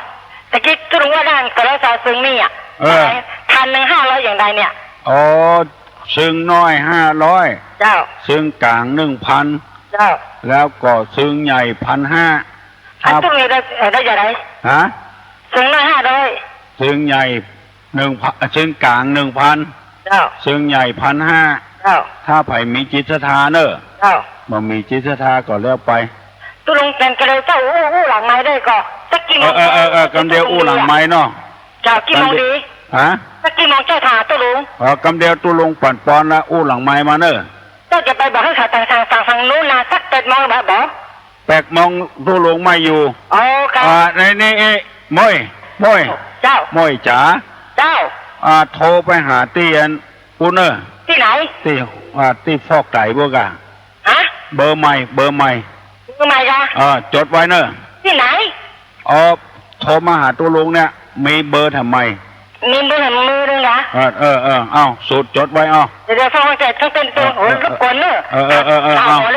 เร็วจะปั่นปอนละเดี๋ยวเบอร์ใหม่ติดตัวตัวลุงตลอดเวลาโทรมาหาเบอร์ใหม่ไล่เลยยังจะเอาตัวลุงมา057จอมือถือเนาะโอ้โหแต่57โอเคต่อไป233ค่ะ233อย่างนั้นแล้วก็233อีก233 057 233เดี๋ยวไปโทรไปหาหลวงพ่อเนอะไปหาตัวลุงเนอะถ้าใครสักเป็นโมงโทรไปได้ก็8 โมงไล่เลยมันติดตัวลุงใช่ก่อนมือถือดีกะเดี๋ยวเจ้าตุ้งเจ้าจะเอานะเจ้าจะเอาแต่ละต่อซึ่งอันเลยขอมือคนเดียวนะจะ500นะ1 อันนะ ที่เจ้าจะทำมาม่าตุยเนาะได้ทำน้องสะพ้ายตุยเนาะเจ้าทำเขาอ่ะแล้วเขาบอกว่าใดอ่ะคอยคนเขานักเจ้าเลยบอกอุ้นักเอางี้บอกเดี๋ยวเจ้าถลายกรรมเลยตุ้งเนาะแต่ยังตุ้งเนาะเวลาเกินไปเขาแจ้งหัวเลยน้องสักการะตุ้งเจริญพรเจ้าสัพพโลคาวินิมุตโตสัพพสันตาปวัติโตสัพพเวรมติกันโตนิพุโตจตุวังภวะสัพพิติโยวัจจันตุสัพพโลโควินัสตุมาเตภวะตนตรายโยสุขีทีคายุโกภวะอภิวาธนสีลิสนิจังวุธาปจายโนจัตตาโลธรรมาวัฏันติอายุวันโนสุขังพลัง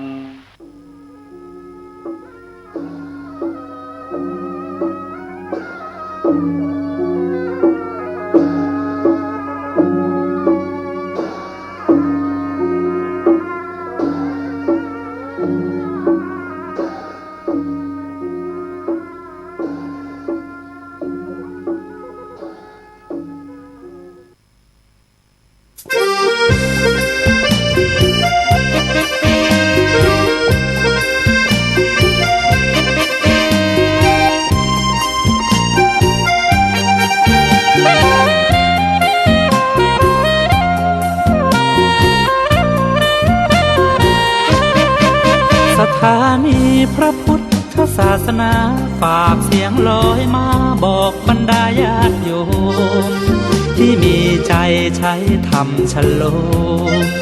ที่มีใจใช้เพลงฉโลมบอกบรรดาญาติโยมให้ฟังคลื่นนี้สถานีตั้งไม่ไกลไม่ไกลตั้งอยู่ทั่วเมืองไทยชวนคนไปทำดีเชิญฟังกันทั้งวันดีเจสร้างสรรค์พากันสุขีใครอยากฟังธรรมเชิญทางนี้ใครอยากฟังธรรมเชิญทางนี้หรืออยากฟังเพลงดีๆเปิดคลื่นนี้นะคุณสถานีพระพุทธศาสนาฝากเพลงลอยมาย้ำชาวพุทธสร้างบุญธรรมะจะติดตามตัวคุณธรรมะจะชี้นำใจคุณที่สุทรงท่านหนุนไว้ให้คุณมาสร้างสถานีที่ล้ำค่าชี้นำธรรมะเพิ่มปัญญาแตกฉานสอบถามธรรมะข้อใดเชิญลองถามไทยเรื่องที่อยากถามมีธรรมสลับกับเพลงเพราะมีธรรมสลับกับเพลงเพราะและดีเจชอละไว้เป็นเพื่อนคุณ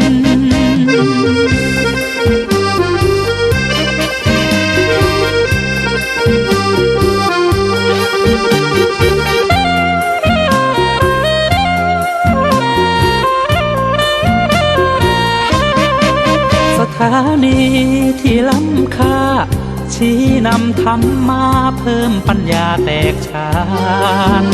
สอบถามธรรมะข้อใดเชิญลองถามไทยเรื่องที่อยากถามมีธรรมสลับกับเพลงเพราะมีธรรมสลับกับเพลงเพราะและดีเจชอละไว้เป็นเพื่อนคุณ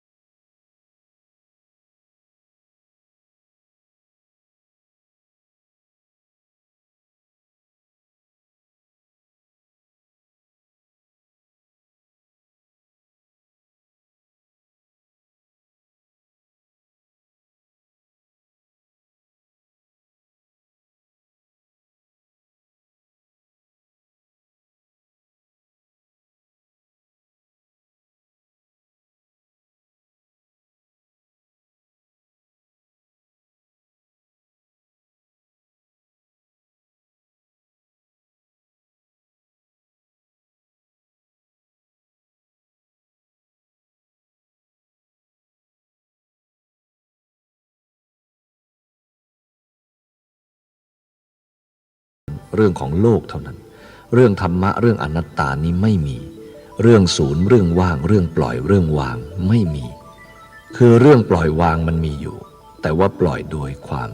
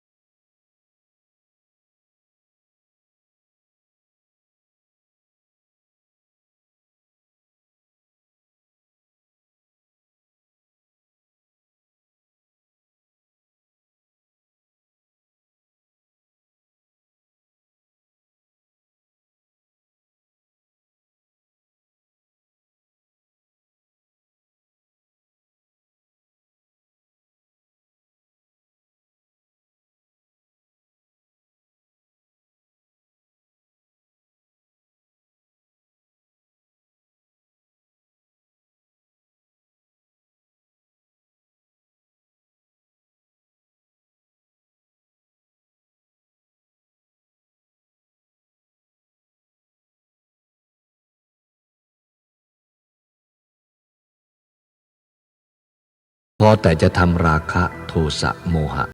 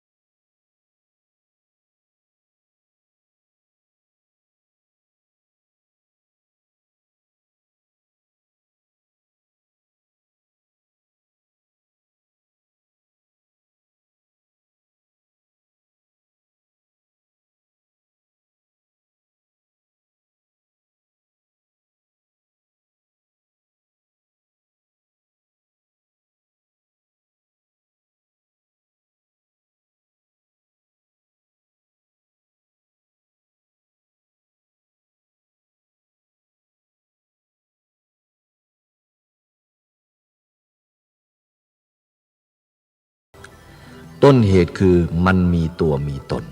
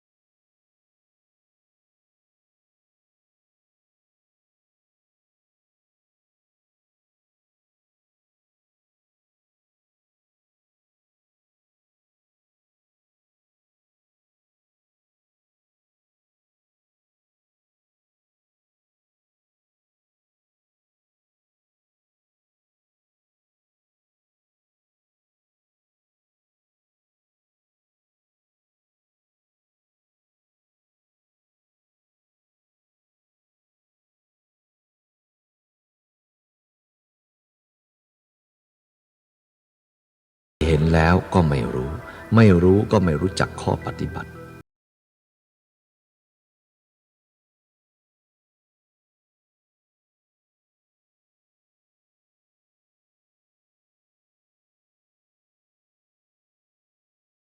หรือจะนึกว่าเราได้ยินแล้วทุกอย่างเพราะเรามีหูอยู่แล้ว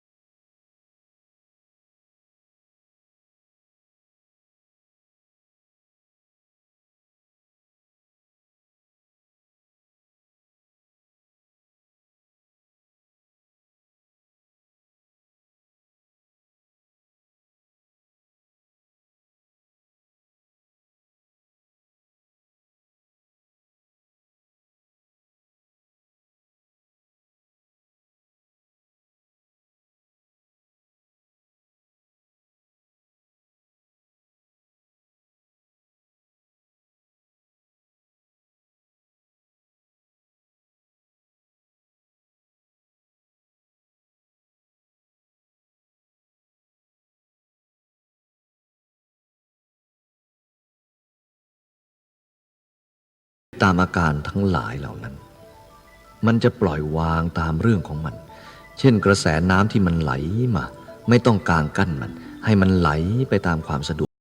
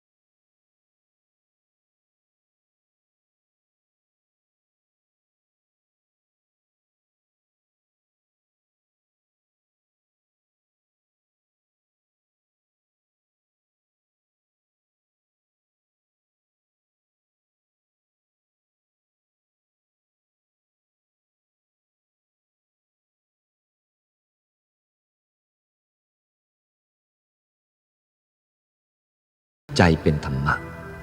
ปล่อยให้วาง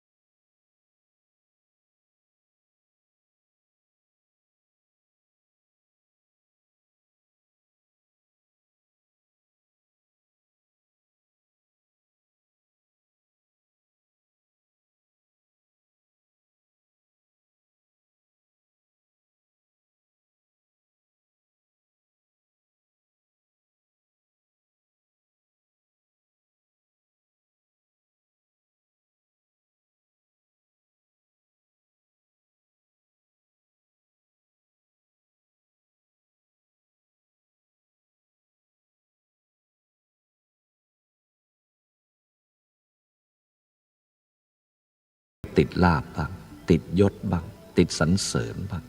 ก็เปลี่ยนเป็นคนอื่นเพราะสำคัญว่าตัวเรานี้ดีขึ้นแล้วสำคัญว่าเราเลิศขึ้นแล้วสำคัญว่าเราเป็นโน่นเป็นนี่แล้ว